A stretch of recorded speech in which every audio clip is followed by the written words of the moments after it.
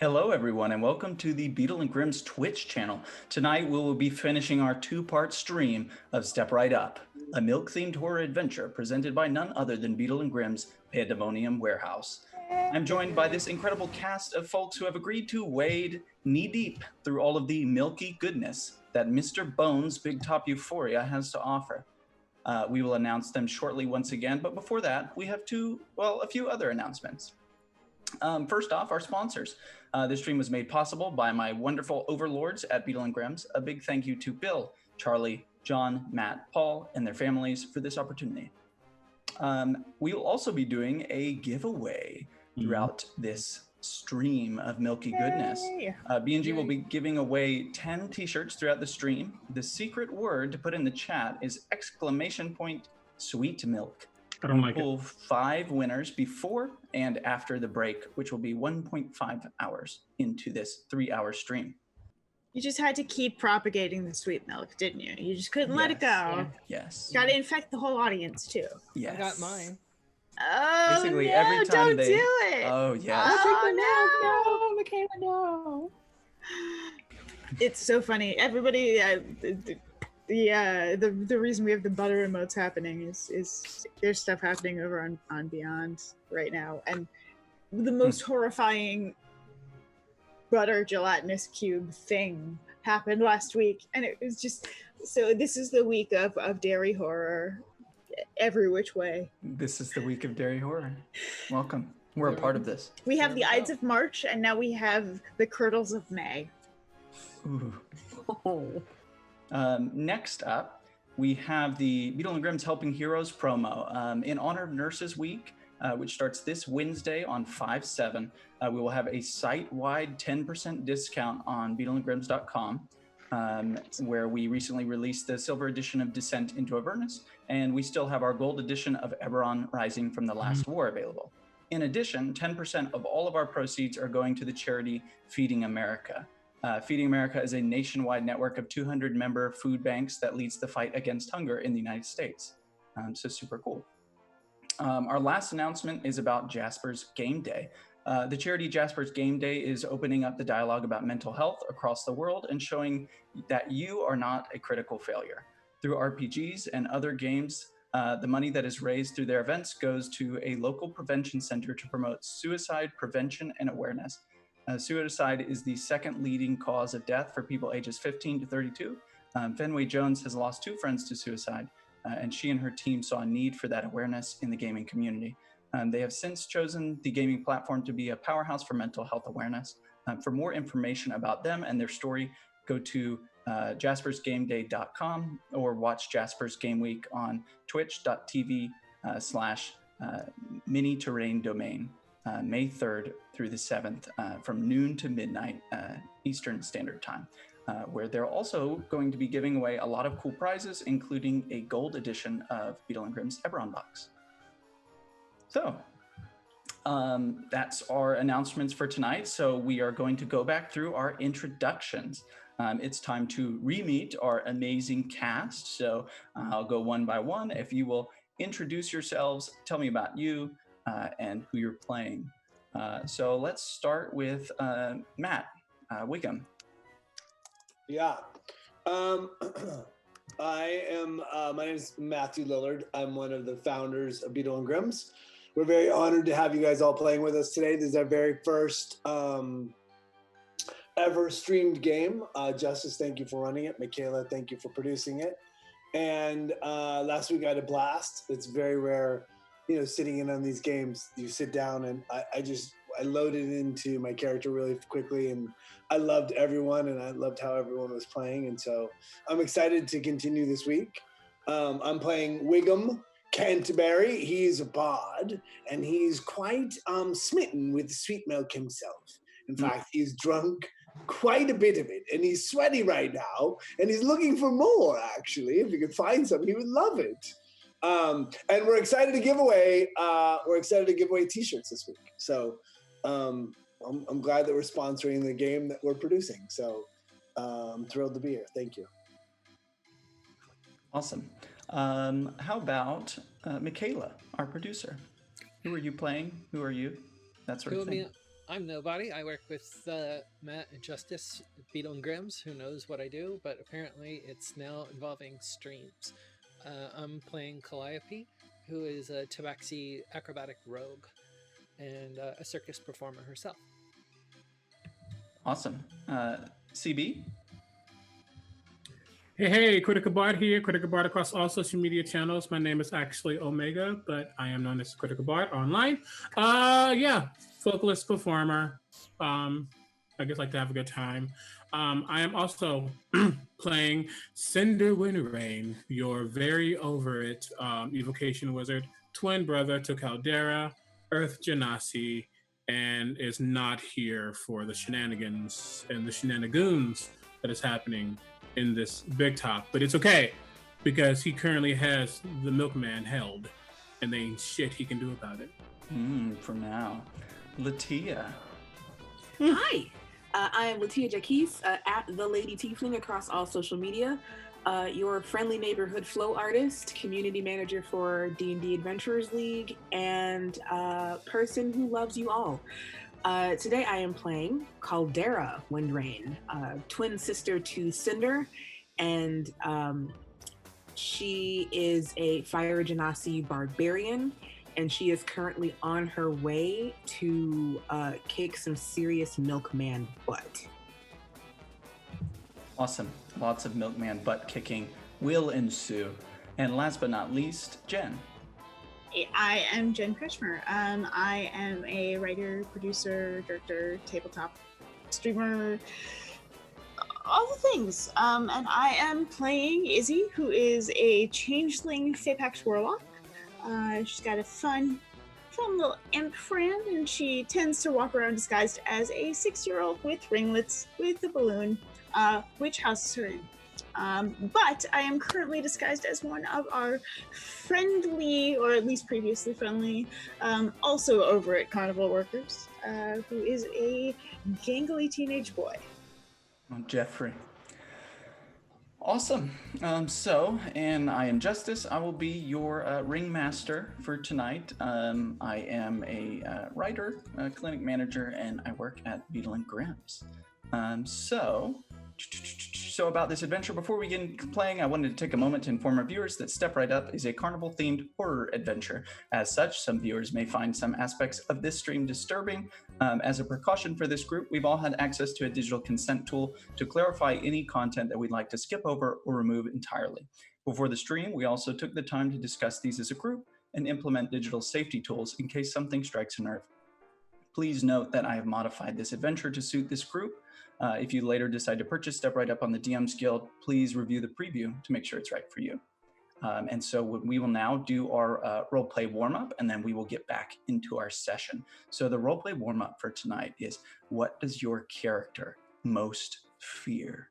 And we will be starting with Mikaela, because she got a sneak peek at our roleplay warm-up. But I honestly didn't put any thought into it. Her biggest fear actually is going to be not finding a group that she can feel comfortable with. She's been used to traveling in circuses and carnivals, and that's how she's kind of discovered herself.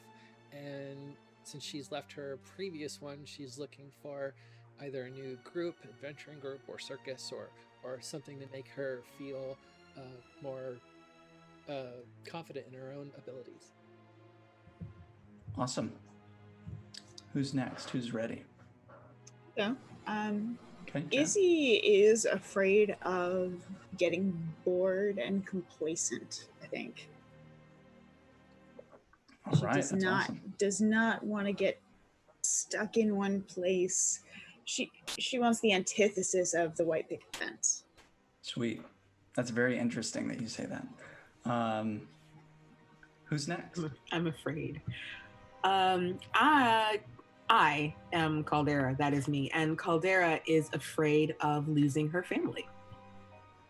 We are a very close-knit group, always together, never apart unless we're adventuring.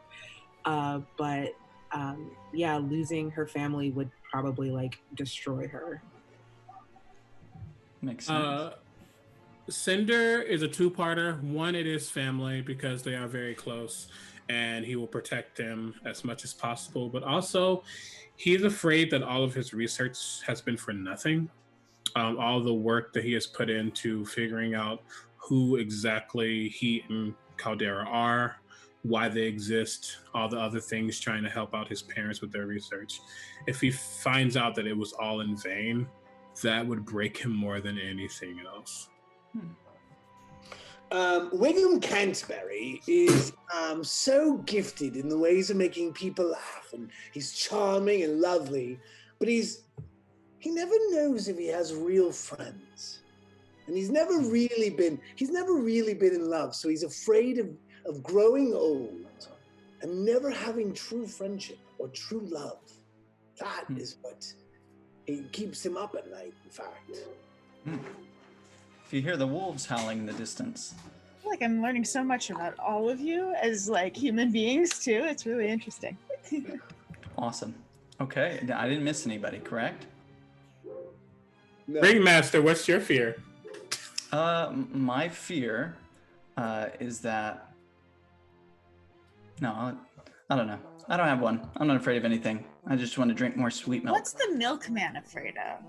Yeah, that's good to know. He might be afraid of Cinder right now. I don't know. Yeah. We'll find out.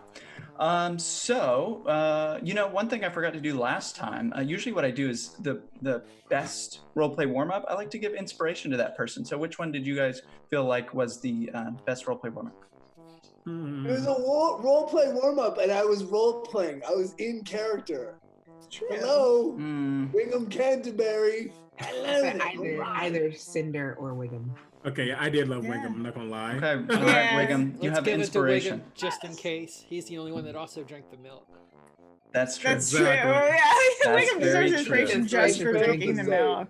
Okay. So without further ado, let's get into our recap. So last time you all were coming into Mr. Bones' Big Top Euphoria, this huge carnival where you were invited by a town council member of Daggerford, Miss Abigail Oakbottom.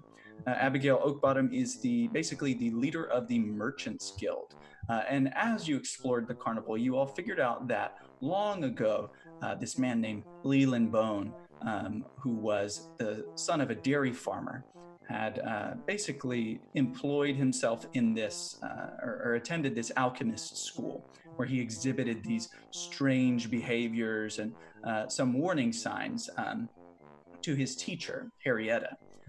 So he basically invested all of his money in all of this sweet milk that he thought was going to make him rich, to which he took into market day on a hot, sunny summer day without registering the proper permits. And he had put all of his savings into this sweet milk, which, when he was turned away, spoiled. So in his anger, he takes the sweet milk and he throws it at the councilwoman's house, throwing this rotten, spoiled milk at it, and returns years later as a super rich dairy tycoon, where he sponsored this carnival. So as you all explored the carnival, you all learned this history, and you met some NPCs. Arthur Tripp, this southern farmer who is basically just trying to win over his daughter by getting her a plushie, and you all helped Arthur get a plushie. You explored some of the attractions, such as the dunk tank, where Caldera met Bob Proudfoot, who's tried to scare her by pulling her into the dunk tank, only as to reveal he wasn't drowning at all.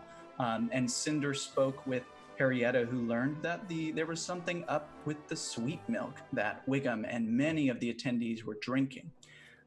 You all met some horrifying clowns, Pickles, who loves a good tickle, Squeaks, and Baggy, who had something pretty freaky in his bag, along with many bottles of sealed sweet milk. So you all convened in the Big Top for the carnival, or for the circus, where at that moment, you notice a bunch of people started to get sick and feel hot, including our good friend Wiggum, as they were turned into these zombie-like milk thralls who have begun to swarm those who haven't drunk the sweet milk and trying to take these council members off and into the night. in the final moments, as the milkman was giving his dastardly speech, our friend Cinder caught him with a hold person spell. Up in the rafters, we have Callie walking on a tightrope. Caldera stands in the stands amongst all of these milk thralls. Wiggum, who is invisible, is sweating profusely and has contracted pale fever. And Izzy stands disguised as a carnival worker near the concession stands. You all basically have just seen this carnival go from sweet to spoiled as the were-tiger from the last act is now crawling along the floor, dragging a 6-foot-long milky white tongue with a snail-like stream behind it, as all of these thralls are coming towards, convening on Caldera and Cinder, while the others wait in secret. So with that, we have last rolled initiative, and I have your initiative values right here. And so we are going to get into it. If you have questions. Really quickly, Wiggum said that when they noticed that they were feeling pale, they were either going to Caldera or Cinder. Which way did they go? So they weren't just alone while they were struggling because they were invisible. Which way did Wiggum go? Yeah, Wiggum said like if once. Oh, which way did you go, Wiggum? Yeah. I'd probably head towards Caldera. All right. So we'll say that Wiggum stumbles up behind Caldera as this combat takes place. So Mikaela, I think you have an image of the big top. Is that correct? The map? Yeah. Yes. So we'll show that briefly just so everybody gets an idea. We are playing Theater of the Mind, but I want everybody to get an overview of what this area might look like. So that's kind of where this is going down. And so you see the bottles of sweet milk and things like that there. So with that, the first up in the initiative is actually, it's going to be Cinder, and then Wiggum is on deck. So Cinder, you have the milkman in your hold person grasp, and you see this chaos, these milk thralls breaking out. What do you do?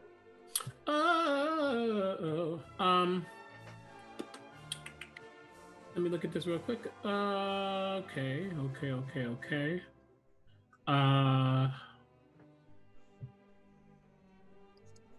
Okay. Yeah. Cinder sees the milkman, and there's also the tiger coming after who?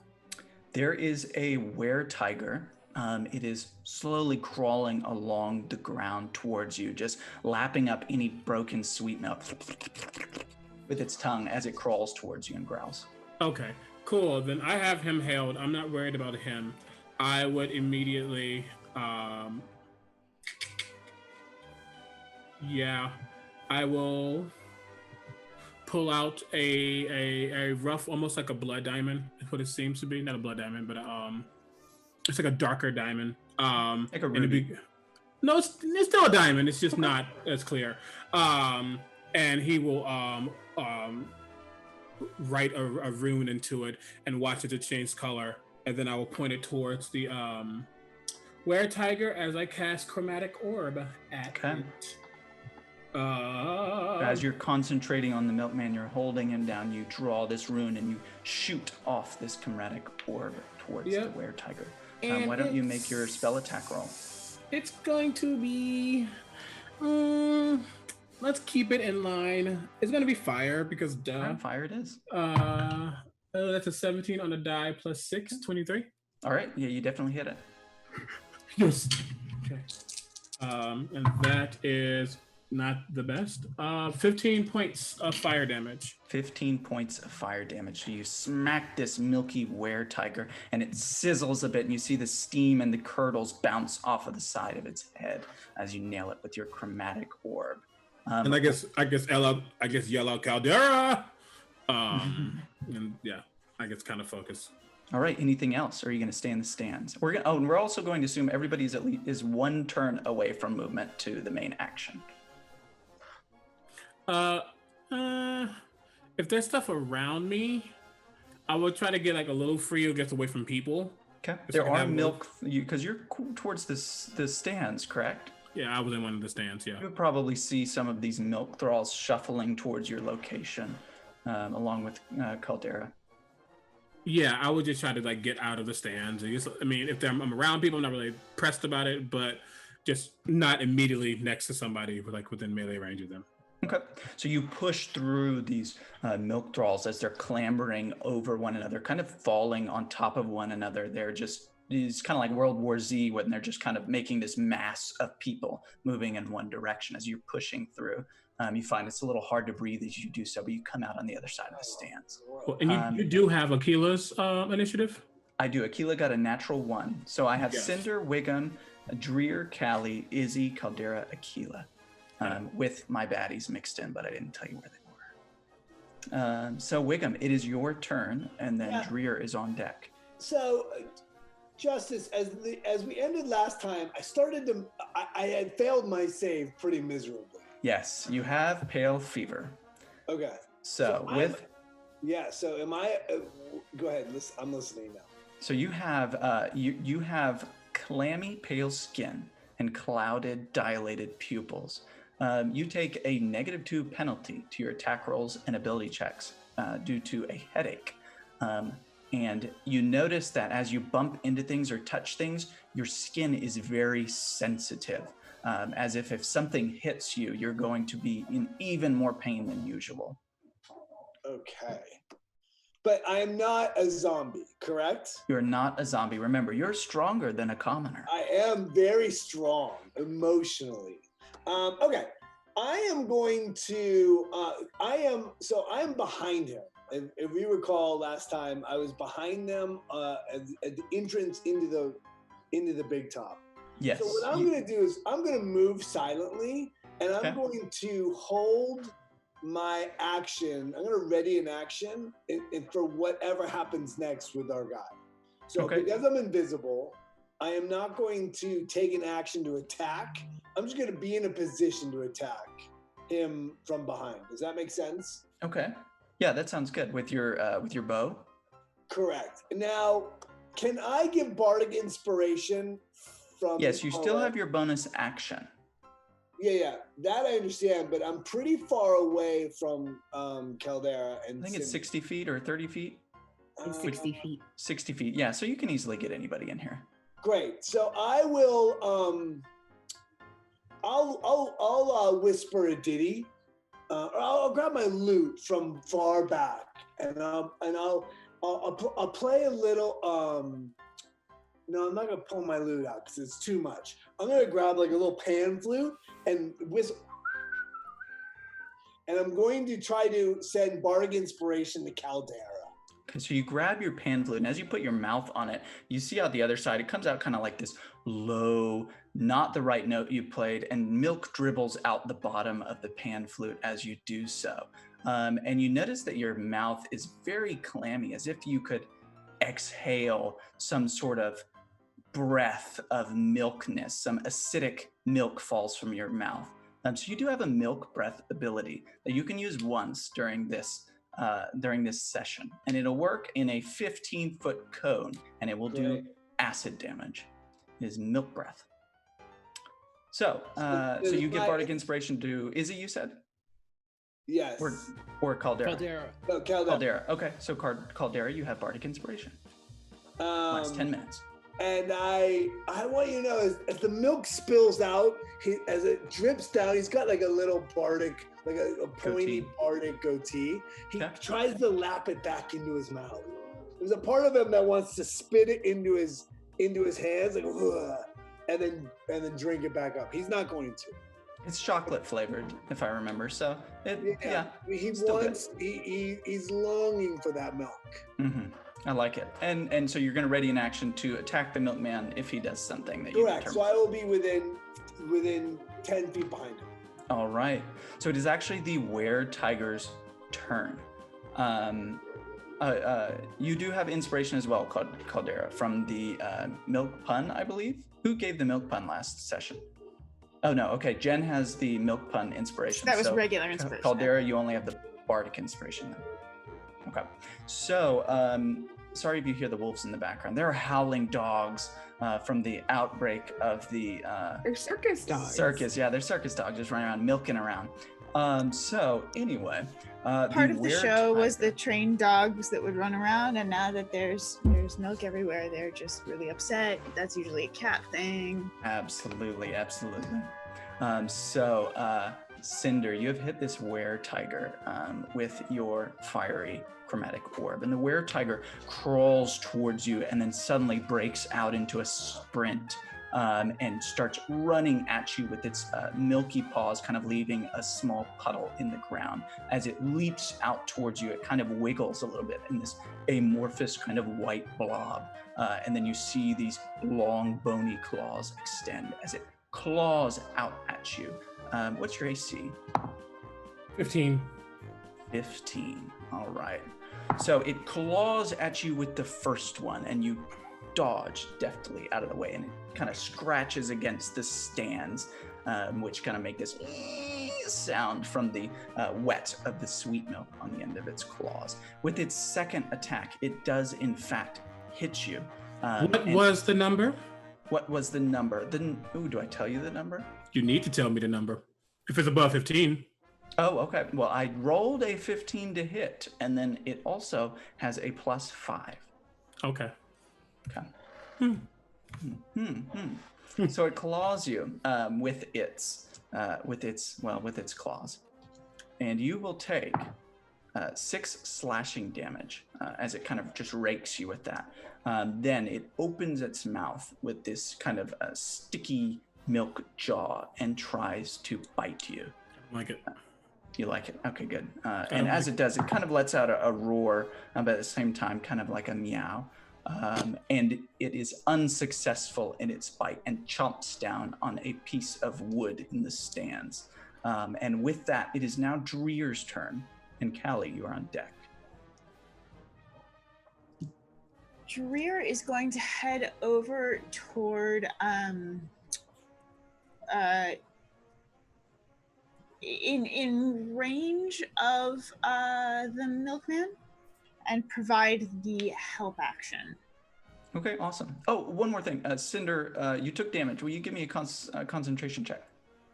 Shit! You're right. Almost forgot.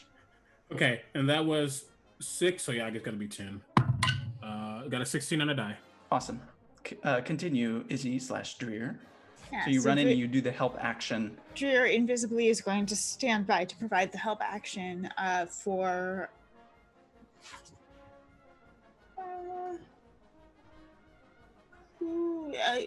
Callie is next, and Caldera's then you. next. They'll help Callie. Okay. Anything else? No, not All right. not for Dreer. Sounds good. Callie, it is your turn. You are up on the tightrope looking down. You see this were-tiger run into the stands and roar as it's scratching at Cinder, who's thrown this fire. And then you see a blur moving one way, and you hear Wiggum kind of lapping up milk. Besides an immediate jump, what are my options for getting down fast? For getting down fast would be jumping. That is the fastest way. Anything else? You have a faster way of getting to the ground? No, you could run across the tightrope and slowly go down the ladder, but I don't think that's quick enough for you. And how low do the trapezes swing? They swing. Trapeze probably sits about at least 10 feet off the floor, but that's not too bad. Okay, then I will swing down and kind of land in the center ring. Okay. Why don't you give me an acrobatics check? 9+. I'm like at 15. Okay. And you had wiped off the grease, so you Yes, grab onto the trapeze bars and you swing down off of this tightrope right above the center ring, and you do, I don't know, a flip or something cool like that. Something cool. And it was actually 17. Yeah. So Yeah, you have your skateboard and you just kind of do an ollie when you get done. And you land in the middle of the ring. Now, when you land, this kind of cloud of dirt and dust, along with a little bit of splatter of sweet milk, kind of like you just jumped in a puddle, flies up. What do you do when you land? I want to move toward getting behind the ringmaster. Between the milk and The Yeah, milkman. I'd not say the you milkman. landed really close to him, so you could easily move deftly up. And remember, he's being held by Cinder's hold person spell. I'm assuming what I just did was my action. So No, I thought that was fine. I worked it into your movement. okay, then I'm backstabbing him. Okay, backstab away. You have advantage on him because of the hold person. He is restrained or incapacitated, maybe. Paralyzed. Paralyzed. Okay, and a paralyzed creature is incapacitated. I don't know. It's worse. It's worse. He It's has worse. disadvantage How easy because of the this is. hex on any, we said deck saves, right? Is what we Yeah, and I had. think he automatically fails those anyway right now. Yeah, let me check. He fails strength and dex saves. Attack rolls have advantage. Any attack that hits is a crit. Thank you. Was it dex or was it wisdom then that we went with? You said Dex. Okay. Yep. All right, so what'd you get, Callie? Well, I rolled a 16, so... well, 16. I Yeah, got a you 16, definitely so hit the it's crit. milkman. And now... And how do you want to do the crit damage? Double its Roll the bonus? dice. You double the dice, add your modifier. Okay. 4, 8... I feel like JB would sing the song here. Double dice, add your modifier. It's catchy. Mhm. 9, 10, 11, Shout out to 12, at Drop and the then Die. it's a... And then 2d6 more. 12. 16 points of damage. All right, how do you want to kill the milkman? What? No. How do you want to kill the milkman? What? Well, it's just kind of sneaky. It's up his spine. All right, so you go by and you just... and suddenly the milkman just kind of flops off of his little area that he's standing and kind of crookedly lands on the stand that he's on, and he's limp. All right. A I'm gonna lower question, it. because I will know if this happened or not. Has he dropped to 0 hit points? I would He know died. as well. I He was died. like, yeah, because my whole person would be gone. Yes, he died. He was a commoner. He is actually okay. Oh, You killed the milkman. Something All right, else. game is over. But you going don't on. feel satisfied. No, We didn't get thank you for everybody. everyone. That's it. Thank you, everybody. Giveaway done. Bye. So yeah, so you kill the milkman, and he just drops to the ground. How does what does Callie say? Do you do anything when you see that? Something still doesn't feel right though, and all the other the thralls are still moving about. The thralls are still moving about. Okay. They're kind of like on autopilot right now. Yeah, she's not. It's nothing to gloat over, so she's Okay. gonna stand up and start taking stock of what else is going on. All right. She's just as much confused as she is. Sweet. I like it. Izzy, it's your turn. All right. I am going to, as a bonus action, I will move that hex over to the were-tiger. Okay. And I will turn my attention there. And I will call forth from the Feywild some fun and exciting powers, and I will Eldritch Blast. Eldritch Blast. I will. What a All shot right. for a warlock. So Izzy, as this tall, gangly Jeffrey. disgruntled carnival worker is gonna go ahead and make those attacks. I guess, or one attack at the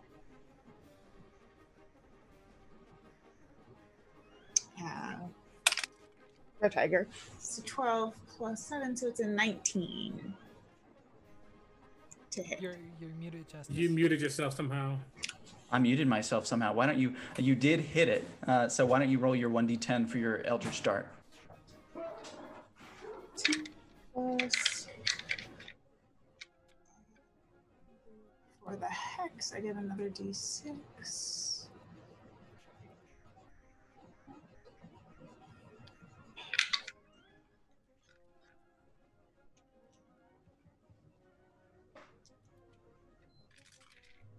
So that's going to be 7 points plus. Right. Do I get anything else from that? Plus 5. 12. All right, 12 damage. So you shoot this ray of force, and as you hit the were-tiger with it, you see it kind of jiggle like you've just kind of flicked jello with a spoon or something. And Cinder, you see something moving under the surface of its translucent skin as she does that, kind of like No, I don't. like that. Yeah, that is that's your action. Anything else? Is there a place I can move to get some cover? Why don't you give me a perception check at disadvantage, since you're not using your action to look around? You are near the concessions, and it is pretty covery. This is why you have about 14 sets of die within arm's reach at all times. So it's a 13 plus 1, 14. Okay, so a 14, that's actually pretty good. So you look, you're kind of standing around this concession stand. You see that you could kind of go around the back of it. There's a little door, and there's kind of an open area where they sell the concessions, but you see something shadowy moving inside, kind of shuffling, and you hear kind of like a bump noise, as if something is walking into the cashier's desk mindlessly. There's someone in there that has been turned into this milk thrall, and it's just kind And of it's trapped in there? funk. Yeah. That may not be the best place to go hide and get some cover. Is there a place I can hide under the stands to be? Oh yeah, you could go under the stands. That would be cool. I like that. Okay. Yeah, I'm gonna go duck under the closest convenient place under the stands to continue doing what I'm doing. So we'll call you kind of towards the northeast. You jump towards that stand, and you can see underneath the bleachers between the dripping milk. You see this scene going on. So with that, all of the milk thralls begin to move. So there are a few of them in the stands, and then there are a couple spilling out into the ring. So a couple are going to go for Caldera, and then a couple are going to go for Cinder at this point in time. Well, no, one might go for Callie as well, since you did just attack the milkman. Cinder, you see this slack-jawed milk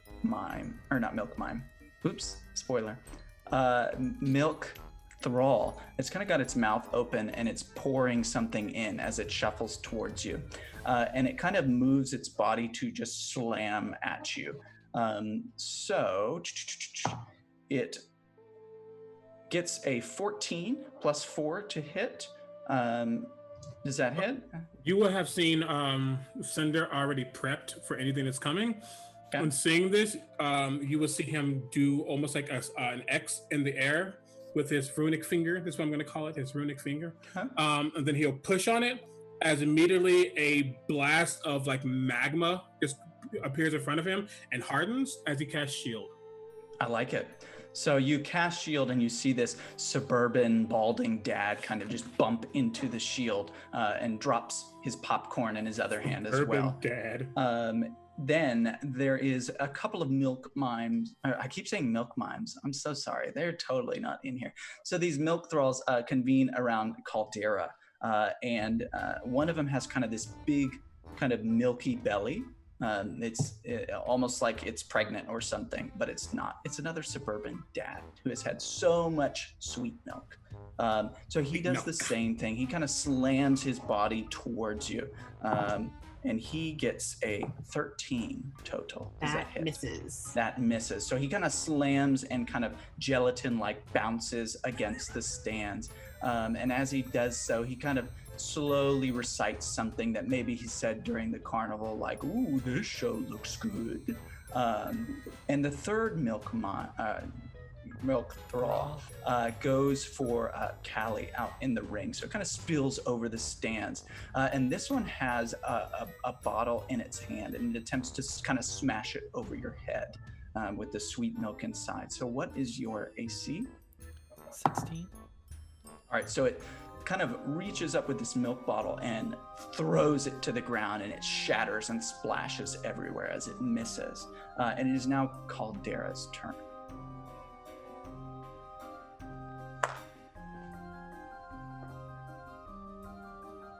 Caldera's turn. Oh, LaTia got me. So, I'm good. You're good. So this suburban dad in front of me, I'm just gonna. He hit me and I don't like it. Well, he tried to hit me and I still don't like it. So I'm just gonna hit him with my glaive. All right. So I'm not gonna rage or anything. This doesn't feel like a time for raging. Okay. That is a natural 20. All right. You So hit him with your you said antacid. Oh, was that get an anti-acid? I'm actually so Caldera kind of realizes that these people are kind of not in their right mind, so she's not going for lethal damage. I think that's a good idea, yeah. One thing to know is none of these people have chosen to be milk thralls. The difference between Caldera and Cinder. Yeah. But yeah, so that is a total of 20 points of non-lethal damage to the suburban 20 dad. points of non-lethal damage. So you whack with this glaive, you said? Yeah, I use the butt end of it. Okay, so you whack him with the butt end of this glaive, and you knock him back, and he just kind of folds over the stand behind him and kind of passes out as you knock down one of the milk thralls. Are there any more near me? Yeah, there's a crowd of them. These are effectively the ones that are in combat and have seen you all and are engaging you. But there's like at least 60 or 70 of them in this place. Okay. Well, if none of the others around me appear hostile, I'm going to use my movement to get closer to Cinder. Okay. Yeah, you can do that. So you again start pushing through, and as you do, you start seeing that when you push through, some of them are starting to turn and take notice of things. So some will start on the next turn, moving in. Is it your turn? Yeah. Can I get to Cinder on my turn? Mm-hmm. Yeah. Okay. So you then come I'll out say of the other side of the stands, and you see Cinder. He's engaged with this were-tiger that is kind of like whipping its tongue around in the air. Cool. So yeah, I saw the were-tiger coming toward him, and I say, we need to leave the big top. All right. And Mikaela, and then it's back to you, Cinder. Oh, yeah, Keela has been surveying what's going on. Excuse the shit out of me. I curse so much and he stop doing that. Anywho, Mikaela comes down and swoops over things because she's over this as much as he is, and will land on my shoulder with a. And he's like, "You're fine, you're fine." And I will take out my quarterstaff just to be safe. Wait, how far away is the were-tiger? 5 feet. Yeah. Just to be safe, she's going to kind of screech in the were-tiger's face, and that's the end of her turn. But she's using the help action on me as I attempt to knock this thing out with my quarterstaff. Because she's just flying out. Yeah, that's not what she does at all. But and then I'm just going to attempt to hit this thing while it's here. Okay, I'm gonna let Wiggum go with his ready to action before you take your turn, if that's okay. Go for it. Wiggum, what would you like to do with your ready to action? So as he falls, Justice, is it like is he full of milk as well? I mean, I'm sitting 8 feet behind him. Okay, And you're 8 feet behind him. Yeah, everything seems to be billowing and with rotten milk. Did I notice anything when Callie attacked? Why don't you give me an investigation check? Great, happy to do that. I rolled a 3, and that's not gonna do anything. It's just you rolled a 3. No, you just see this liquid come out when she pulls out her blade, and it looks blood. I mean, it's pink. It's pink. Oh, that's a normal color. Okay, so as I see that, I see him fall, and I see all these thralls, these milk thralls. And what I'm gonna do is I'm gonna cast a minor illusion on the other side of the tent, and it's gonna be a milk jug, and I'm gonna make as I cast it, I'm gonna have it create like an ethereal, like da da da da da da da da, like a fanfare around this huge, like it's a cube size image of a milk jug, and try to draw them to this illusionary milk jug. Now, is this a minor illusion cantrip? Because I believe you have to specify either sound or an image. Oh, fine. It's a cantrip, and I will cast the image, but I will make the sound. Okay, give me a performance check. I will give you the performance check of a lifetime, brother. You got some ventriloquism going on. Well, I'll move. Throw your voice. Okay, I will move my full move action as my action, and I will cast it, and I will, in the next round, I'll complete my journey to it as I'm the Pied Piper of milk. So my performance is a 18. Okay, so, and as you speak and begin to make these sounds, a couple of milk bubbles actually bubble up and pop above your head. So that's that -2 to your ability checks. So it's actually 16 as it, and they sprinkle a little bit of iridescent milk down on you, like, and it glitters with the sweet milk.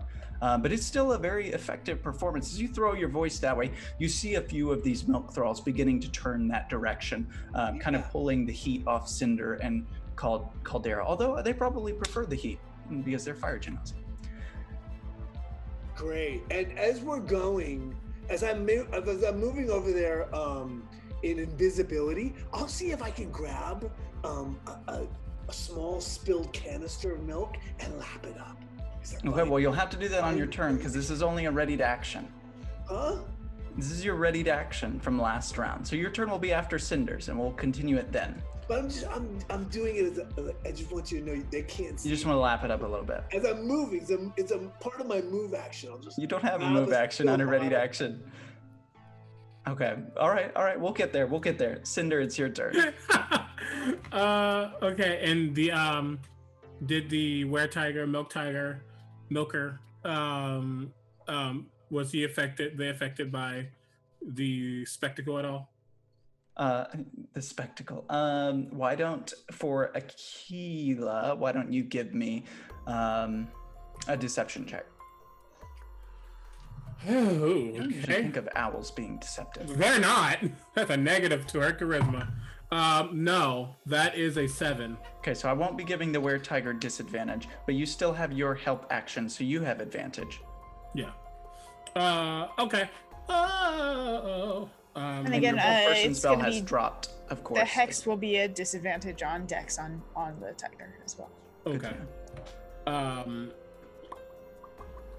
Yeah, I'm still just gonna attempt to hit it. This isn't the smartest thing for me because I have a negative to strength, but I have a negative strength and charisma. Anywho, it's still an advantage. And this will be two-handed. Oh, that's not bad though. That's a 19. A 19, that hits. Yeah.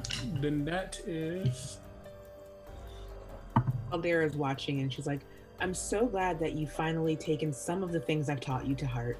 That's exactly what it is. And it was almost bad. That is, what is his number? Negative, that's a 6. Okay. Damn, it's just negative. It's sad. But yeah, that's a 6 points of bludgeoning damage. As I just like whack this thing on the head. All right, you whack it on the head and you see it kind of react a little bit as if it almost thinks it needs to kind of back up a little bit, but it refuses. It wasn't enough damage to kind of scare it off, but the bird is distracting it. What else? Do you do anything else? And Caldera said we need to get out of here, but he doesn't want this thing to get out. And did Caldera get to me? Or no? Yes. Yeah, I'm right next to you. Got it. Cool. Great. Then what happens? He says, no, we will handle this one together. And I'm literally, I don't know if you do flank it. It's not really for the flanking ability, but I'm going to get to the other side. Yeah, that's fine. I'm going to get on the other side of the were-tigers. So it's just surrounded by the wind rain goodness. Okay. Yeah. So you kind of move around the were-tiger a little bit. Remember, there still is this suburban dad next to you. He kind of stays in step with you, mumbling about how much he's spent. at the carnival. He's not pressed about him, and you see him actually. Last thing, he tries to do one of Caldera's spins with her glaive, but he does it with his quarterstaff, and it completely falls. And he's like, "I don't use that thing anyway." And he just preps his fingers. All right, so you guys see that y'all see this that these orange fire beetles that are illuminating this area, they begin to start buzzing, and you can see them cracking in the glass above as the fumes of all this rotten milk begins to go up. You see them move to this greenish pale light that kind of casts this different scene over everything. And there's this now, in addition to all the moans of these milk thralls, there's kind of this constant violent buzzing above your head as occasionally these jars are shattering and green fire beetles are going out to the sky. Wiggum, it is your turn. You are lapping sweet milk from a broken bottle. But nobody can see me. It's my secret. There's a floating you've bottle. Attacked, right? What? Oh no, you haven't attacked. No, I didn't. Just cast the illusion. No. You get. That's one of the reasons I didn't attack. So clever. I don't want you to see me. Clever boy. So all you see is this milky goatee Clever floating bird. in front of a broken glass bottle, and you hear, delicious. So good. What do you do, Wiggum? So looking at, can I make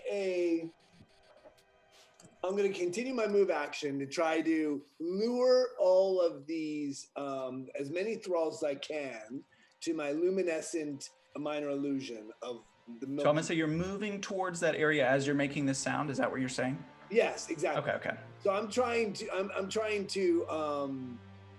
inspire everyone to all these thralls to come and drink the milk while I'm still invisible. But as I'm now moving, I'm gonna take. I'll take as my action, as a bonus action. I'll give Callie Bardic Inspiration.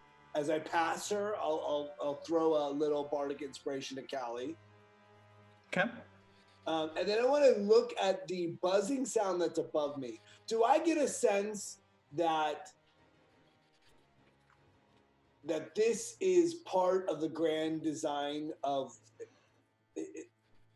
It's the fire beetles reacting to the magic of the sweet milk. This rotten, chunky sweet milk that's now spilled across the floor before you. Sorry, you're eating, Cinder. So they're reacting to that.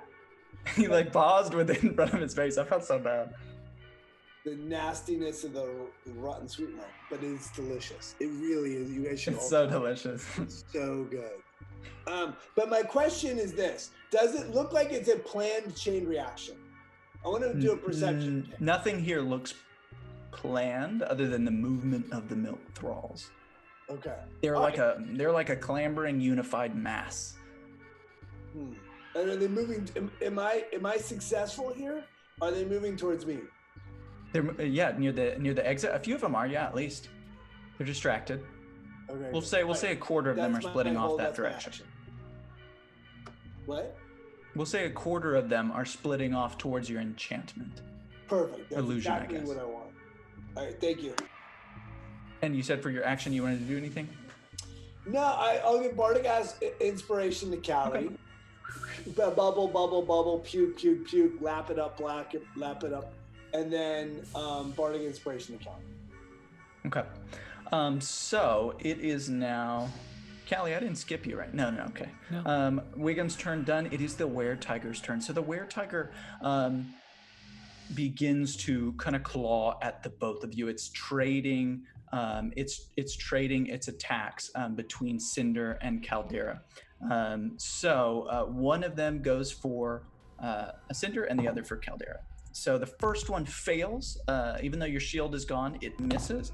And the second one, what's your AC, Caldera? 14. 14. All right, so it narrowly misses you as well.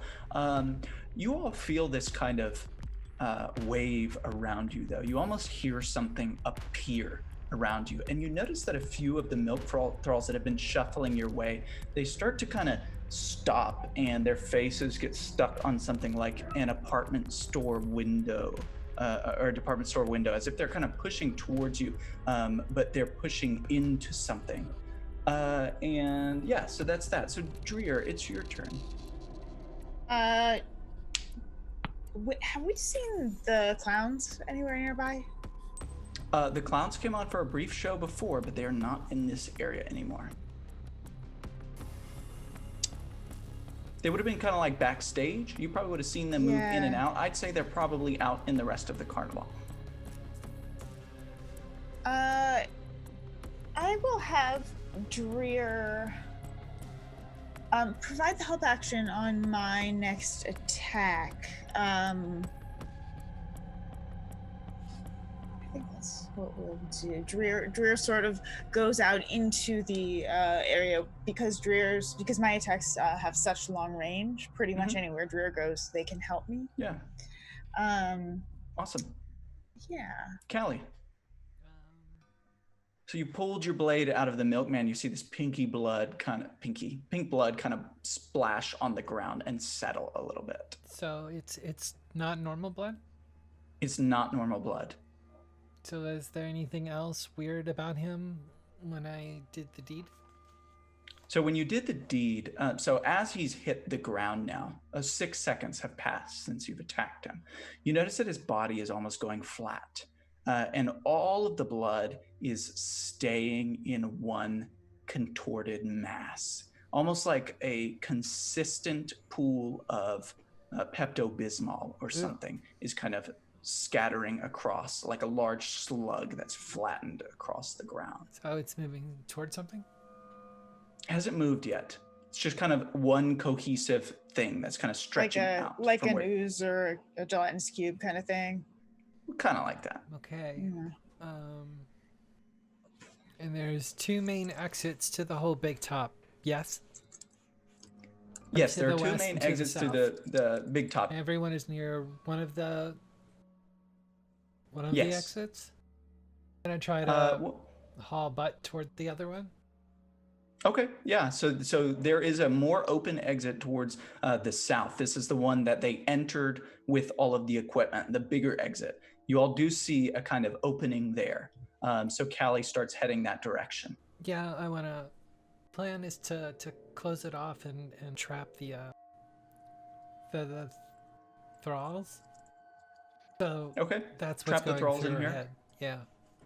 Okay, and there are other people outside of this circus as well who have likely drunk the sweet milk and have succumbed to this as well.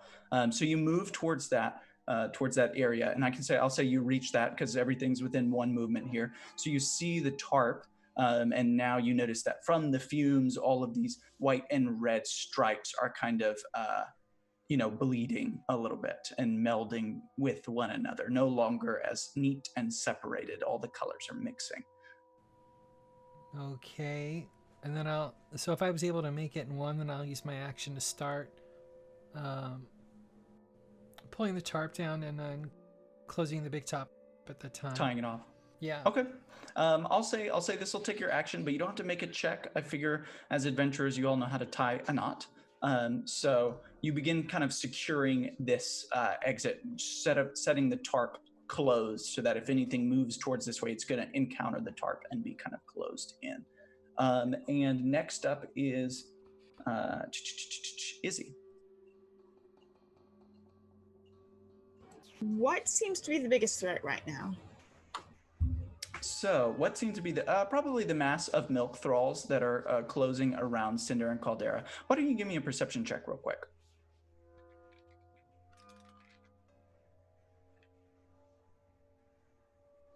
$14. So you notice kind of close to the bleachers, there's something hiding behind backstage. And its face is painted white with a few teardrops here and bright red lips. And the whole kind of sweaty face has caused the makeup to run down as this striped mime is standing maybe 5-10 feet behind Cinder and Caldera. And it's kind of making those classic mime motions. And you can see this kind of vibrating wall of force surrounding them in the stands. And that looks pretty threatening to you. Yeah, I am going to go ahead and I'm going to use my bonus action to move my hex from the were-tiger over to this creature. This is the milk mine, by the way, that I kept spoiling.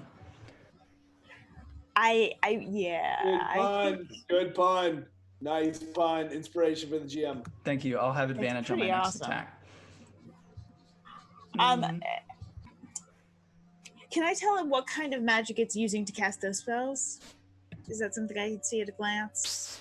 Like the School of Magic, or how it's casting? It's like, is it doing like, does it look like it's doing divine magic? Does it look like it's magic coming from?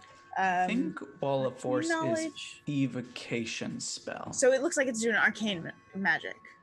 Yes. So, okay, then I'm gonna go ahead and give it. You know what? I'll go ahead and still stick with dexterity saves as the disadvantaged thing as I turn to it, and I will cast. Shockingly, an Eldritch Blast. All right. So it's a 23. Yeah, that hits.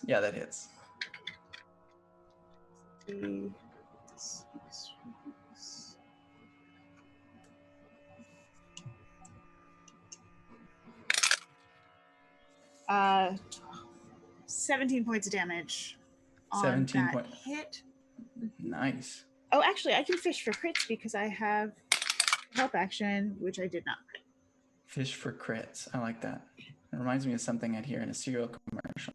Silly rabbit. Silly rabbit. Fish for crits. Fish for crits in this sweet milk. I like it. All right, so you hit it. You hit this mime, and of course it makes no sound whatsoever because it has been to mime school, where I assume they teach you that. And it's going to make its concentration check to see if it maintains this wall of force, and it does in fact maintain it. I would also say that now that the milk mime is close enough to Cinder and Caldera, you would notice that accompanied by this mime is this aura of silence. So all of the speaking that you all have been doing and all of the moans and the buzzing would just kind of... And surrounding this mime is just this silence. So any spell with a verbal component is not useful here. But you are stuck in this kind of cage of force as the mime is kind of sealing you in with this were-tiger. And with that is Izzy, anything else with your turn? I'm good. I'm going to keep my cover for now. Okay.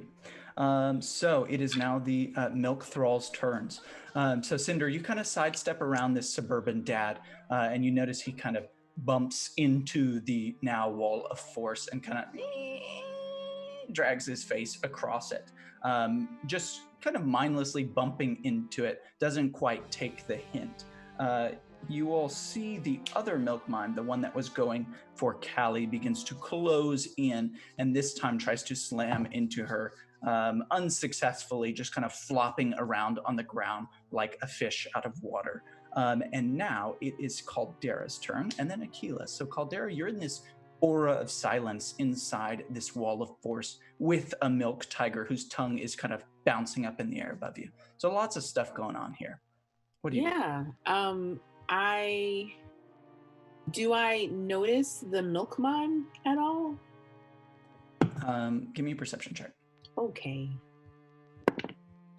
No, that's a 7.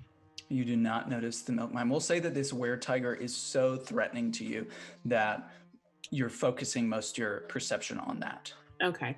But at the same time, I can't hear anything because of the aura of silence. Correct. You would notice something is up. You're like, okay. You probably know by now as an adventurer, something is going on that is not this tiger. Got it. It is not, the silence is not important right now. What's important is the giant were-tiger thrall in front of me. So now I will use my bonus action to rage. You would like to rage? All right, so you rage. And I will attack it with... Yes. What does it look like when you rage? So when Caldera rages, it's not a big, like, dramatic presentation. her skin begins to crack a little more, and the like the molten lava that sits kind of like just beneath her skin begins to kind of bubble forth. And you also see, just for a second, like the shadow of something larger surrounding her. She is an ancestral guardian barbarian. Awesome. So this winding shape of like an Ifrit is like encircling her, and she's going to make her first attack recklessly. Awesome. I like it. I do believe that will hit. That's a 23. Yeah, that'll do it. Okay. For 12 points of damage. I'm sorry, 14 points of damage. Okay. And you have a glaive, right? Yes. Okay, so you slash into this were-tiger, and you see this kind of milky blood spill out. It looks different from the one that's happening to the milk mime, if your character is paying attention to that. So you deal a good, healthy bit of damage, and you see almost the were-tiger back up instinctively, like its animal instincts are responding a little bit, and it backs up and bumps into the wall a little bit. All right, and then as an ancestral barbarian, if the creature attacks anybody other than me, it has disadvantage on that attack. And if it hits, the creature it hits has resistance to that damage. Okay, awesome. Very cool. So, Mikaela. Gotta protect my brother. So your bird is in here. You just see the wings flapping, and you see its beak opening as it cries out. But you don't hear anything. Yeah, and the bird's inside too. And how tall is this wall of force? And it's a cube of force, but how big is it, out of curiosity? I will say, so I never said it was a cube. You did say it was a cube. It's so you are boxed in a square, but the top is open. Oh, you said the word cube. That's Did I say the word cube? All right, yeah, that's my bad. That's my bad. It's a square. It's a square. My bad. And considering I am literally an evocation wizard, I assumed that I could tell that this is a wall of force. Yeah, you know this. It's like, a little different though. It's mimier, so you're like, this is different. Mimey. And he says amateurs. And Mikaela, if they can, will fly out just to get away from this. And you have a telepathic connection, right? Yeah. So you say for Mikaela to fly out. Mikaela, you notice that cautiously your bird ascends a little bit and then flies up into the air where these beetles are spilling out. And using Mikaela, Akila's going to look for, I don't think he's seen the mime yet, technically. Mikaela will look to see if she sees where this wall of force has come from. Mikaela does? Okay, give me a perception check. She will do that. Look, they are a team. That is, I have advantage. Beats. Nice. Sorry. I needed that anyway. Okay. It went from a 10 to a 20. 10 to a 20. All right, yeah. So you see the milk mime standing just a little bit out of the way. It's just finished making this wall around you. Okay. And that's, she's gonna look down at me and like try to like non-verbalize that something's over there. And that's like a cartoon. She like flaps one wing and then points with the other. Exactly. Yeah. Well, and Dreer can help with this too, because Dreer can speak in my voice or communicate telepathically to others as an imp. So Dreer can pass along the message of what's going on over here as well. Oh, and yeah, so Dreer would be able to communicate with you, but they're stuck in the silence, so they're not going to hear. Oh, no, but Dreer is telepathic, I believe. So Dreer can communicate telepathically, non-verbally with anybody. Anybody. It's okay. Well, you look that up. Maybe not. I may be wrong. That's okay. It'll be. I definitely lied. It's just you, isn't it? Yeah. That's okay. One of the other forms for Warlock familiars can. Totally okay. So that's Cinder and then Wiggum. So then Cinder. Round 3. Cool. Then Cinder can tell that he's under some form of nonverbal spell. And he will look at the he will like note that Mikaela has pointed out the milk mime, and he will look at the milk mime. His eyes will glow red for a second as he does the rune, and it kind of looks like a box in a way, with like a line through it, and then he'll push down. But question, what is this big top on? Dirt and grass. Exactly what I needed to know. He's going to immediately push down and cast Mold Earth, which is only somatic, as I excavate 5 feet, and dump it and jump down. And he's going to dig his way out of this wall of force. All right. So you kind of scoop it with your arcane square, and you move an entire 5-foot amount of dirt. Shia LaBeouf and the cast of holes would be so impressed that you already dug that 5-foot hole.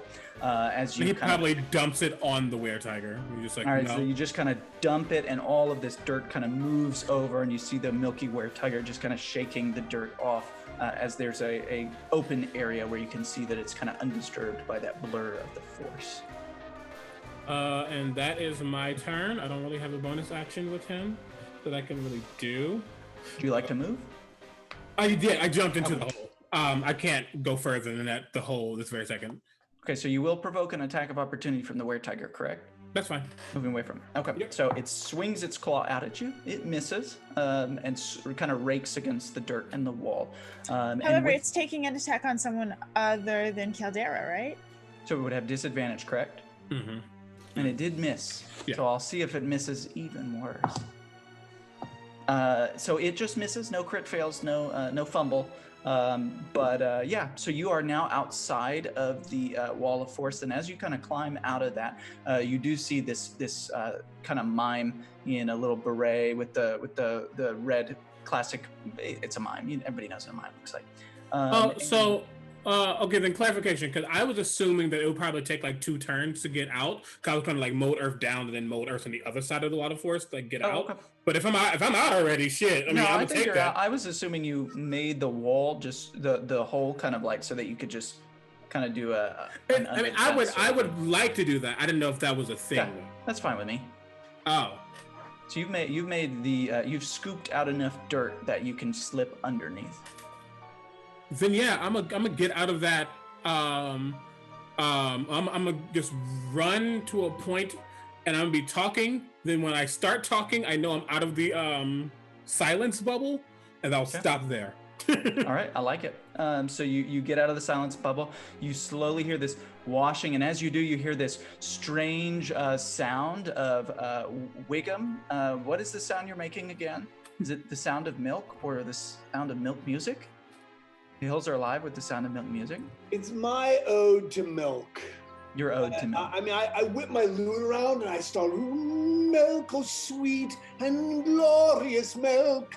And I'll start singing as I move, again, for my second round, I've moved now towards the illusion that is there. All right. Glorious milk.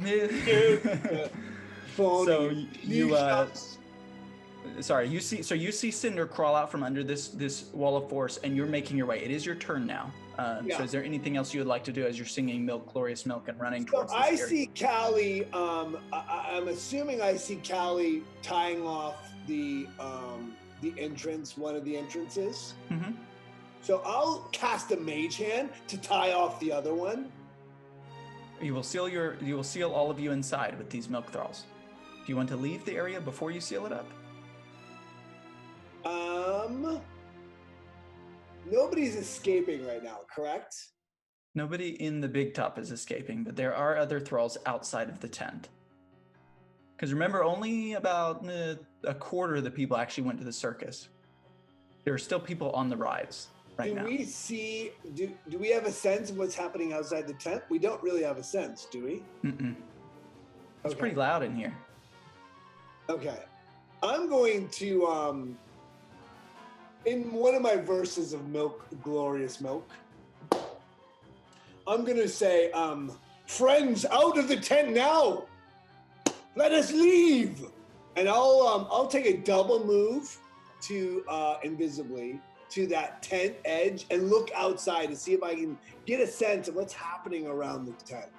Okay, so with your movement, you move outside of the tent. You were pretty close as it was, and you peek out to the tent, and the first thing you see is Arthur Tripp being chased by 3 squishy little plushies into the Tunnel of Love. As he's screaming, he runs up these little wooden steps, and you see these squishy cow-shaped plushies kind of running towards him and giggling maniacally. Among other things, probably other people turning into thralls as well. How many of those plushies did we end up destroying? You destroyed all of the ones at the game booths. So I'd say you probably destroyed like 15 plushies at least. Sweet. So this is the one that he was given, and then there are a couple others that adults were holding from before you guys went to the game booth. Okay. Y'all. Oh boy. Okay. So as I see that, I will yell out, everyone, to the Tunnel of Love. Why are you laughing? Cinder, why are you laughing? What did I do wrong? Nothing. We had a twin moment in the Twitch chat. That's all. Okay, so here's what you all see. So at this point, Wiggum has peered outside of the tent, and as these pale thralls are starting to clamber in your direction, you're still invisible. But a few of y'all, you'll notice that you're kind of being, this mass is moving that way. And Cinder and Caldera, you would see these thralls clambering over another in this mindless effort to kind of tear anybody who isn't a milk thrall limb from limb. As this horde closes in, you see that green light just buzzing and getting eclipsed by this mass of milk thralls. Wiggum, you see someone pass you. She's wearing a green cloak and has what looks like a big World War I gas mask on. And in her hand are these 2 smoking flasks. She crashes one against the ground in the middle of the stands. And this burst of white light just kind of shines out. And you see some of the thralls' eyes kind of dilate more, and they get stunned for a moment. You hear Harrietta yell, "I have a plan," beyond these bumbling bodies. You notice that this break in the horde happens as this frizzy-haired alchemist stands triumphantly next to Wiggum, who is finishing up his probably 4th verse of Ode to Milk. She points towards the tent and says, "Get to the lab." And with this, we're going to end this encounter for now, sealing off the Were-Tiger and the rest of the turns in favor of you all narrating how you leave the tent and what you do. Caldera would use the tunnel Cinder made to get out of the cone of silence, and well, actually, the wall of force. She'd use his tunnel to get out of that and make her way out of the tent. Grab him and make her way out of the tent. So you take one last look at the Were-Tiger before you go, and you look at it and you see it's pretty beat up. You all did a good job on this Were-Tiger, and it looks like it's a little slowed down and it's not going to be going anywhere anytime soon.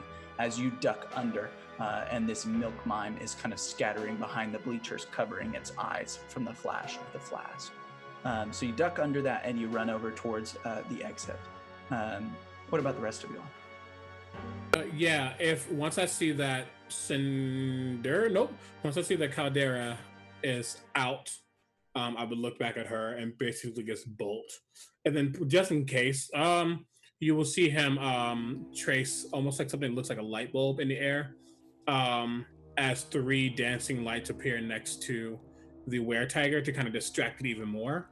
And they kind of look like milky globules of light, and it's just like dripping. And yeah, he's just like, nope.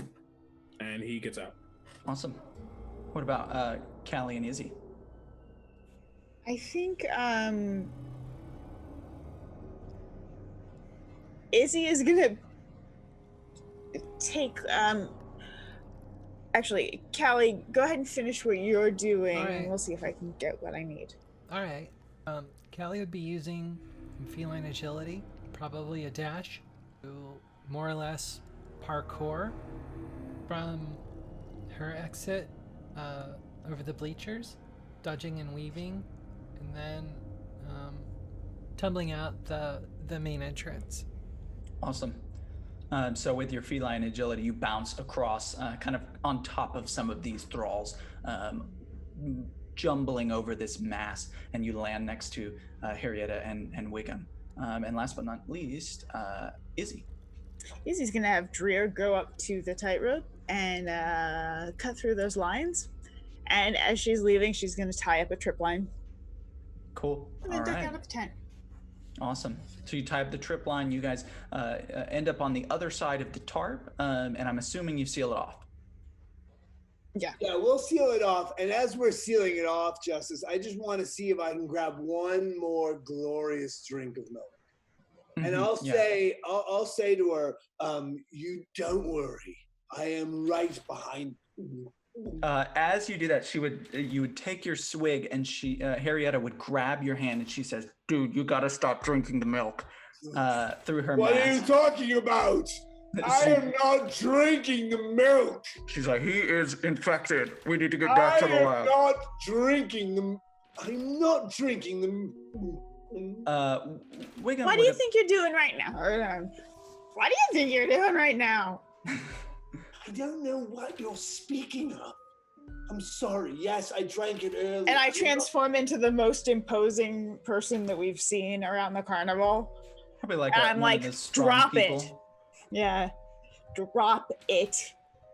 Fun fact, that's basically like a stick figure wearing a muscle suit because Izzy is not strong. Yeah, I feel like I'm gonna make a check. I'm gonna make what am I making a check for? Oh, I will deceive on this. I will. I'm gonna make a persuasion check. Or intimidate. A persuasion, and I'll take my -2. Okay, can I intimidate you on this? So traditionally, I don't allow players to roll against one another. Fair enough. Pretty So smart. no mechanically affecting one another through rolls. Fair enough.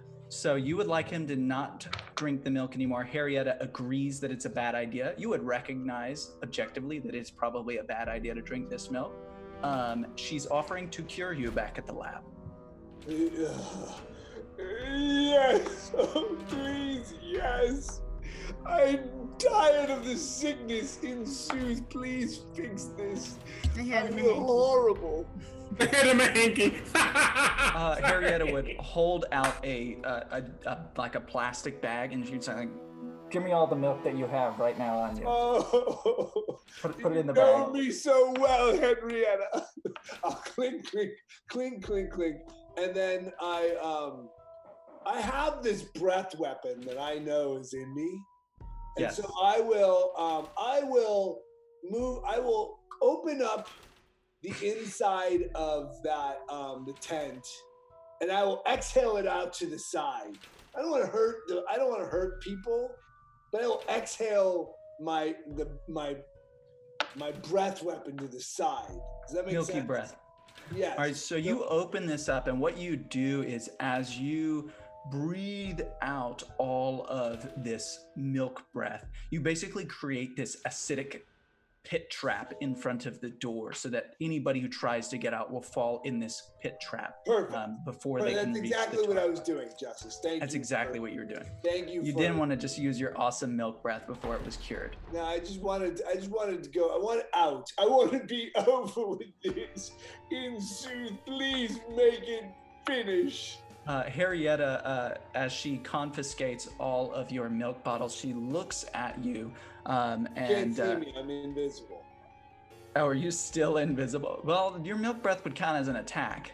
All right, I choose to show myself, and I'm ashamed. I'm ashamed of my pale complexion and my milky eyes.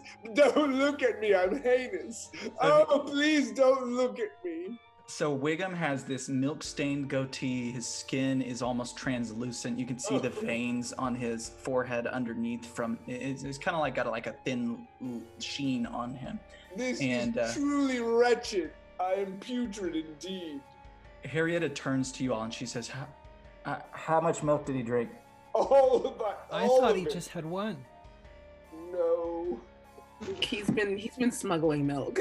I am so embarrassed. He went over to the stand. It really was delicious. It really was, Cinder. You never tried something so delicious. Why would I try something that's going to kill me, Wiggum? I couldn't help it. I'm I a see. victim. I'm a victim, I tell you. You're not a victim yet.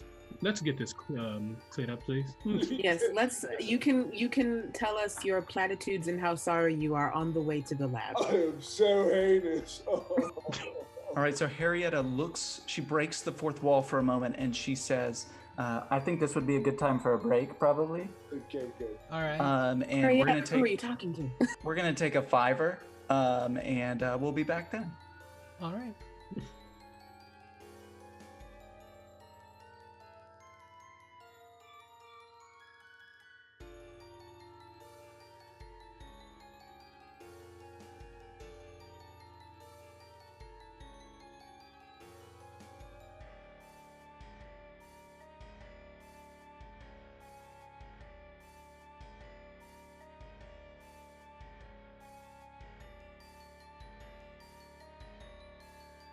Let's get back into it. So you all have just exited the big top. You've seen this outbreak of milk thralls. Wiggum has been chugging sweet milk and serenading with his milky pipe.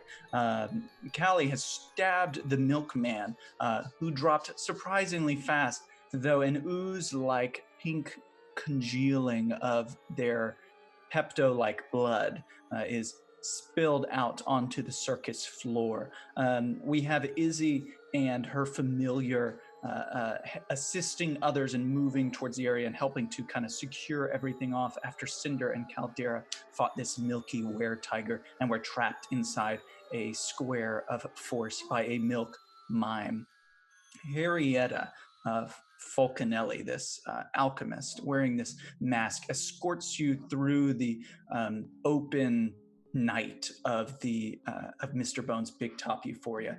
As you move through, you see shuffling thralls bumping into things. You hear the distant laughter of clowns in the distance, and different kind of squishings and moving of slithering milk across the ground.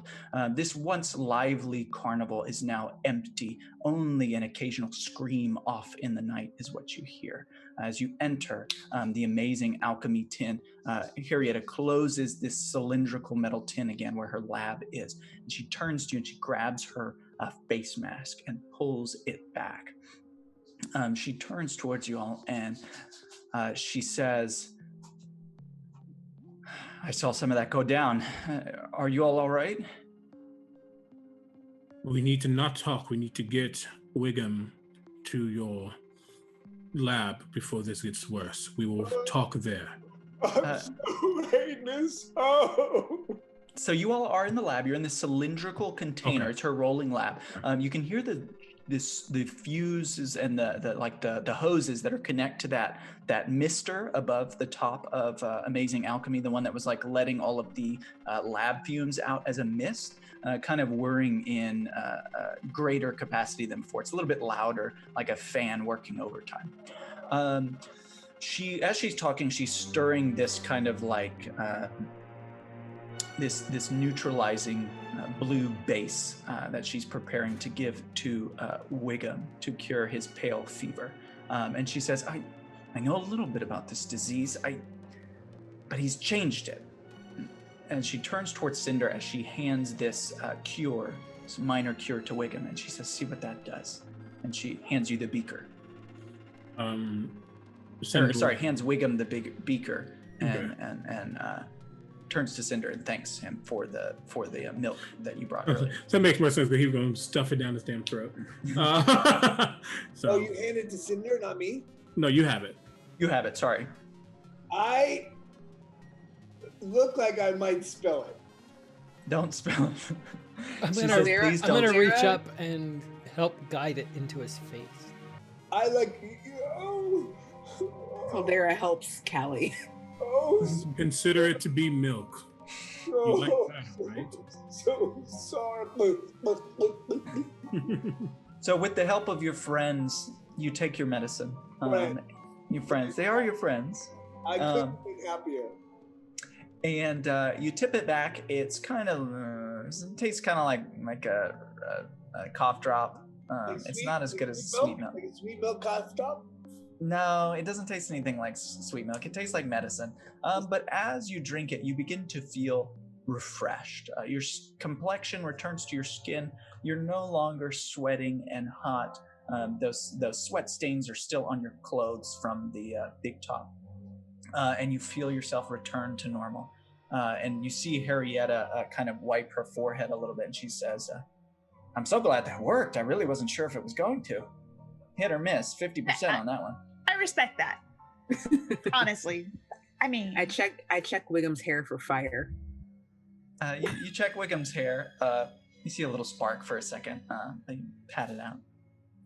Well done indeed. How do we get to more people? She says, well, the problem is I don't have all the flavors. I was able to neutralize the flavor you gave me in the ones in your bag, but I'm missing Brogberry. And she shows you the bottles. She says, what I need now is an unopened bottle of Brogberry. I have a sample that we took from the cart. So you have that tin cup, but it's been opened. She says she needs it unspoiled. Because I thought we sealed it off. Yeah, it had already been exposed to the air. It just can't be out. Okay, gotcha. She says she says what she hopes to do. She says, with these tubes, I could rig it so that we could make a cure and it could spray out to the top as a mist, and then we could bring my cart throughout the carnival, and it would be a harmless, airborne cure. But I'm gonna need another flavor. Well, we will have to procure it for you, indeed. So where are they keeping the bottles of unopened milk? She says, I don't know. Do you remember seeing a bottle anywhere?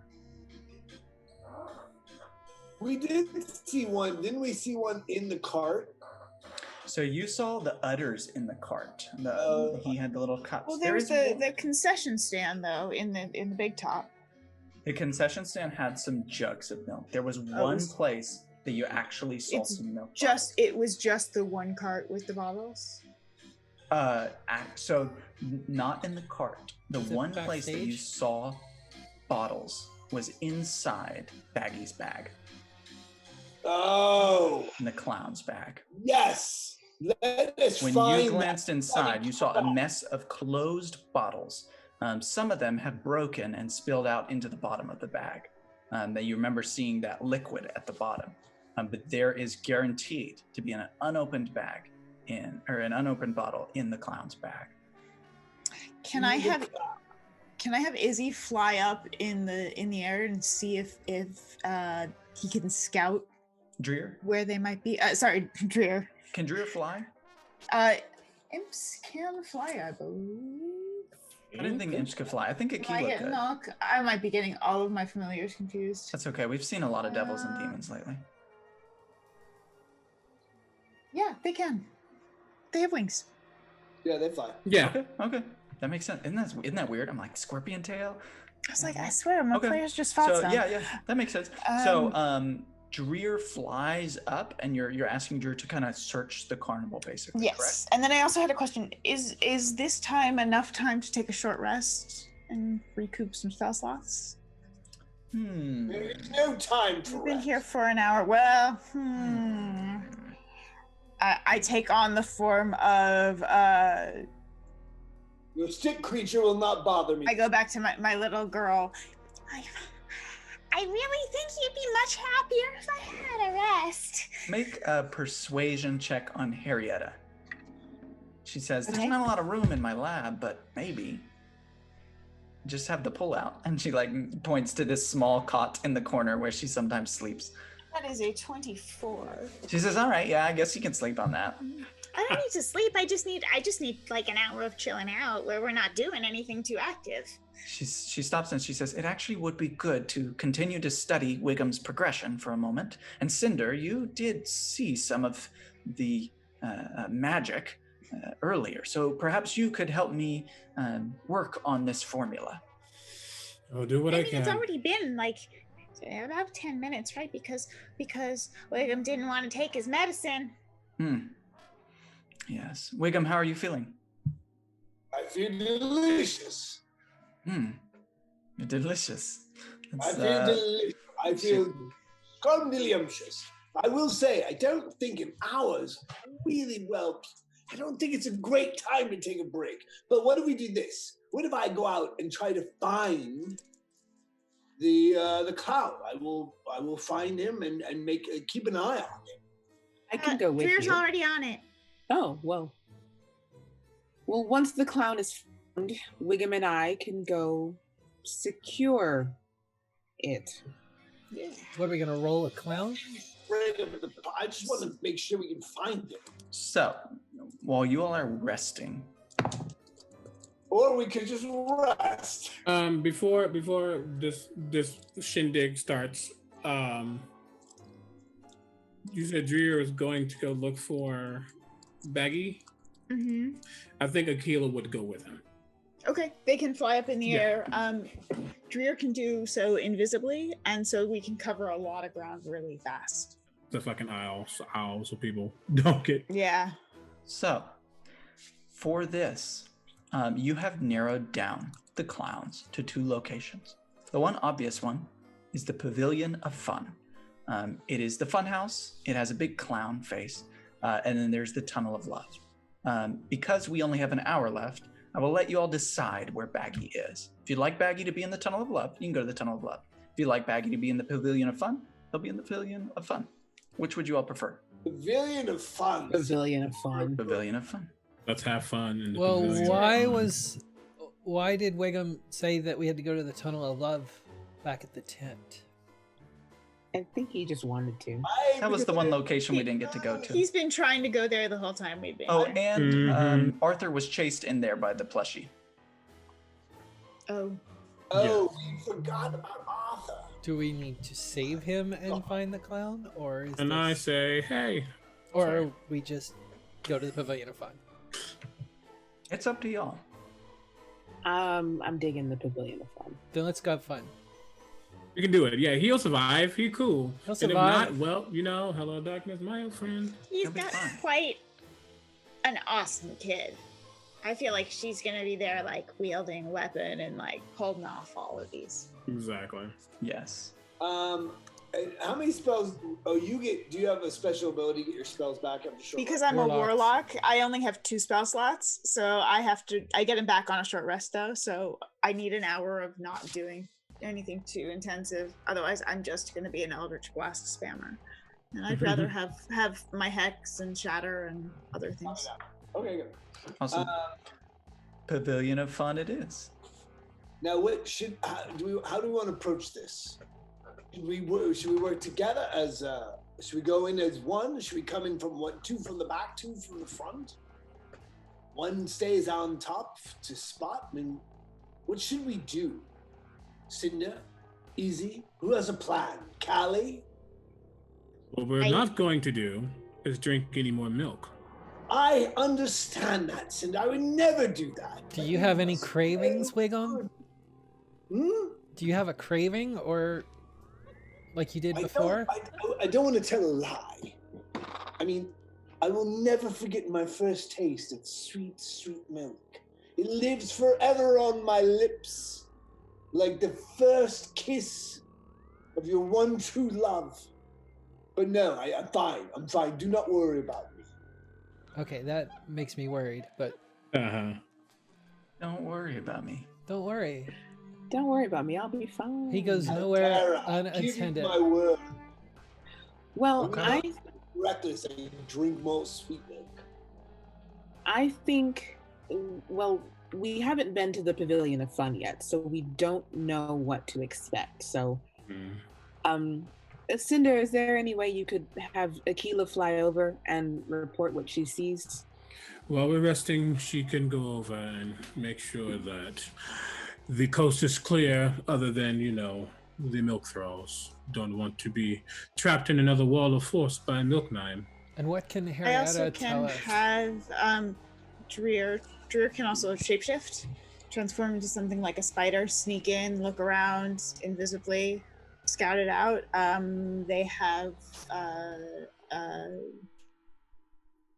I think blind sense?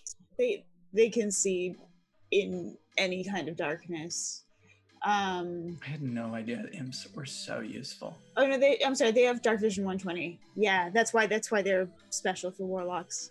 Yeah, that's awesome. And then they can they have devil sight, so magical darkness won't get in their way, and then they can we can bring Dreer back and get a report as it goes. Okay. From inside. If you want to have Mikaela scout higher up and have Dreer scout down on the ground, we can do that. So how long can your familiar be invisible, and what are the grounds that it is no longer invisible? Invisible until it attacks or until its concentration ends if it's using it as if it's using a spell. And that's at will per day? Yeah. Okay.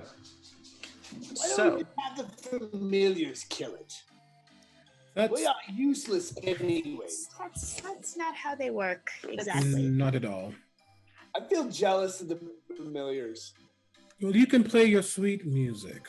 Not all of us can be a maestro like you. I will say, I will do a sweet rest as we're inside. Sweet rest. I will pull out my lute and I'll do your song of rest. Song of rest. Awesome. Nice. 4th level, I think it's is it a 1d6 or at this point is it a 1d8? It is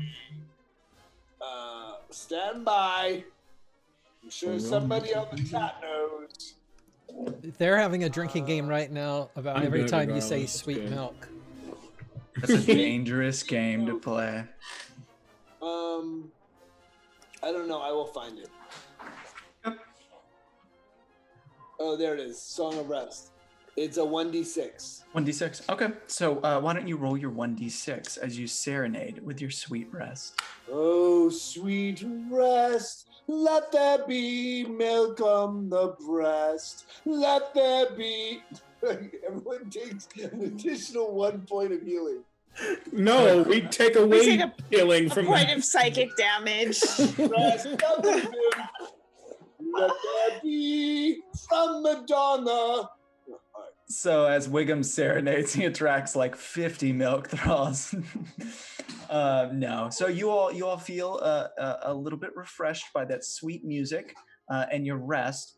And Dreer and Mikaela come back and they report that this Pavilion of Fun is 3 floors. The first floor seemed unoccupied when they went in. There was a large circular platform on the ground. And as they went upstairs, they noticed Squeaks, the clown, walking around with her squeaky shoes and laughing to herself. On the second floor, there is a ball pit. The ball pit is full of sweet milk. It's like a cereal bowl, essentially, full of sweet milk. Ma'am. No, and there was but a lone tightrope crossing the sweet milk. On the other side, there's normally a ladder at the beginning and the end of the ball pit, so that if you don't fit on if you don't correctly cross the tightrope where you fall in, you can always climb out on the other side. However, the milk clowns have ripped that ladder off its hinges, forcing you to go across the tightrope.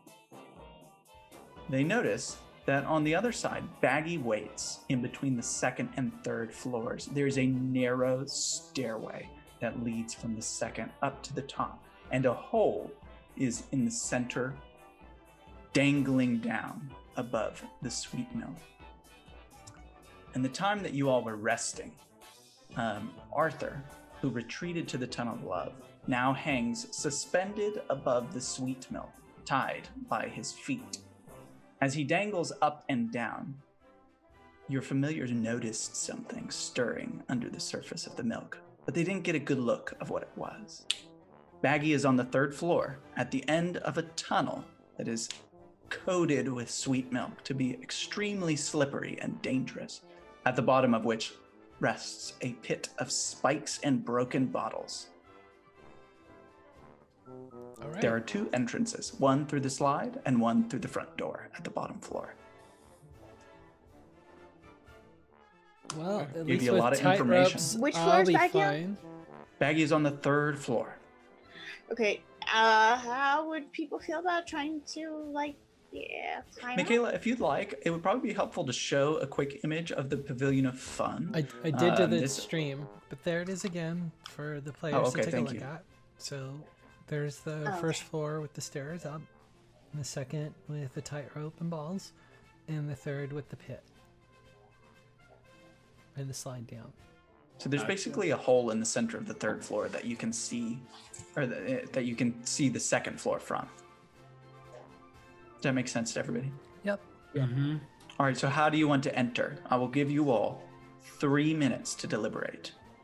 3 minutes. 3 minutes. For we have but 54 left. Okay. Could we go up the side and just go straight into the second floor? If we Why don't you know we make an need to go investigation check real quick? Since you're familiar, probably went up there. Did I do it as well? Yes. there? 19. 18. It seems very dangerous with the sweet milk coating the slide. It is likely you will slide back down on a failure So we need to into go a to the pit front. of broken glass and sweet milk. Mm. And let's look, we might have to go to the front of this one. Doesn't mean you can't. If you can find a creative way to go up the slide, then it's valid. But you're also going to go up the slide one at a time. How has the milk responded to fire? How has the milk responded to fire? Or other types of magical energy? You know, I was using necrotic. Cinder did hit one of the. He hit the were tiger with it, and it was With pretty fire. potent.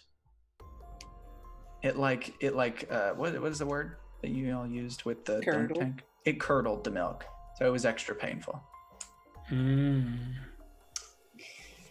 Don's Get your no. fire on. Get your fire on. Dun, dun, dun, dun, dun. Okay. 3 minutes. So I think that we should go. I'm fine. You have going, 1.5 minutes of deliberation remaining. I'm fine going through the front door and going across the I am tightrope. also fine going through the front. Yeah, I'm not Let's do it. dexterous. Well, I am, but I'm not. Let's go through the front door. I think that. I mean, I have the ability to maybe deal with the clown on the second floor. Which one was the second floor? Bagsy? Squeaks and Baggy is on the second/third. So Baggy is moving up and down the stairs. So if you give me a second, I may be able to take care of Squeaks without causing too much drama. So maybe we can do that. Give me a shot to sort of do that, and then before we go to violence. Does that make sense? Whatever you think will be most helpful. Oh, I appreciate that, Cinder. Did the clowns seem to be changed in any way? Yes. How so? Do you get to see the clowns through Dreer's eyes? So you would notice that these clowns are juggling these milk-coated balls. Basically like what they would normally be juggling, but it's coated in this curdled milk. So we have an image of the milk clown. If you'll show that. They look horrifying. That would be akin to Squeaks. That's basically Squeaks. Where? Probably Twitch, but On the Ooh, no, ma'am. Oh yeah, no, no. Mm-mm. Don't need that in my life. Russell Simmons. She'd kind of be can like go saying where- jokes to herself and laughing over and over again. That's horrible. It's awesome though, isn't it? It's All right. amazing. It is awesome. Let's- I paid for that art. I told someone how to draw that, and I was like, it needs to be milkier. Can you add more milk? we'll So- start All right, here we go. heading toward the Yeah. pavilion. All right. So you all navigate through this carnival. Harrietta stays behind inside her rolling lab to continue synthesizing the cure. She reminds you what Brogberry looks like. It is a normally pink with these little green balls in it that when you shake it up, it changes the color with these swirling, beautiful streaks. You appear at the front entrance of this 3-story pavilion of fun. There's this enormous clown face whose mouth forms the door with these 2 buck teeth incisors that have now run yellow with paint, and the wood is splitting and chipping on them. You see a twisting green slide stemming from the top floor of the funhouse and swirling back and forth. Earlier, when walking around, you might have heard a child or a clown say "wee" and slide down the slide. But now, every once in a while, you hear something vroom, vroom, vroom, vroom, vroom, and just kind of splash in this shattered pit below. You're not sure whatever they're throwing down the slide, but it seems heavy. You see it's normally rainbow-coated, is it facade or fricade? I don't know. Facade? Facade. There you go. Thank you. I'm dumb. Anyway, so you see this rainbow-coated, basically running down with paint across it. So you see the front door. What do you want to do?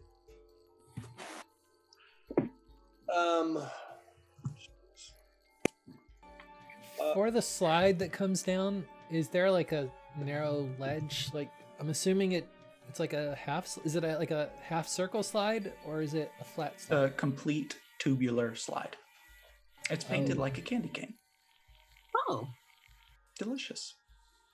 I will, I'll say to Cinder, allow me to cast Cat's Grace on you. Or actually, Caldera, maybe you're better equipped. No, I am better equipped. That's why you should cast it on him. Well said. Unless, who wants to fight? Who is going to engage in melee? Yes, you are, Callie. Yes, of course. I don't think you need it. No, I don't. No, you are an expert indeed. Your grace and style in which you move. It doesn't hurt to make sure that if we have Callie do this thing, that Callie succeeds. So it's probably not a bad thing. If Callie fails, we have no hope of surviving at all. She is as good as it gets. So Let's why don't just you play put that by it ear. on? Why don't you put it on Callie then? Maybe. I don't know. I don't know what you are attempting to do, but I can tell you right now, I do not get it within anything. I stay back. I do my things from a distance. I will be manning the back with you, Caldera. I think you are. Are you somebody to engage in hand-to-hand combat? Of course I am. Well, that's what I was thinking. Here, and my hand will wave across your, will sort of outline your body, and I'll sing a little ditty. You now have the grace of a cat. Ooh. And that gives me. All right. Awesome. And Izzy, we very well may live to regret that choice, but I put faith in where faith belongs, and that is with you, Callie. Do not let us down. Okay, I'll make sure I don't fall into a pit of balls that are full of germs and milk. Please don't, indeed. So you all stand in front of this large clown-shaped door. It is closed. It's a double door. There are two handles that look like grooves in the teeth. Okay, we can try to be sneaky, but until we really know what the doors are going to do, it's kind of... Let's just open them. Okay. Who opens the doors? Wiggum, you have the ability to cast your fingers forward without actually. I'll cast a mage hand, and you'll see this this bejeweled hand, this gloved hand appear. I cast my mage hand and I slap his. Hey! Magical. My hand sort of bows and then lets you have it. No, go ahead. Then it reveals itself again and goes over and opens the door. So your mage hand slowly reaches for this handle, and as you grab it, you feel a bzzz, as this classic buzzer has just kind of vibrated to shock and amuse those who open this door. It's a classic shaking hand, the buzzing hand gag that clowns will often use. And then slowly the door opens. I'm really enjoying my acting of the hand. Yes, I enjoy it too. It's nice. So you see this small trapezoid-shaped room that opens up from these double-teethed doors. It's a small kind of staging room, and as you step down, it's normally it's kind of like cushions almost that you're stepping onto, kind of like you'd see at like a play place for kids or a mat, except all of the seams and cracks in them and anything that could possibly absorb any liquid your feet sink into it, and every time your feet sink in, it just kind of fills up with the milk that's being stuck inside of it. That's disgusting. As you step into this room, and then you see another set of double doors in front of you, and they have this kind of woodcut of a clown that's kind of rocking back and forth, and you can hear this calliope going, except it's skipping and it's messing up and it's slow, so it's kind of like a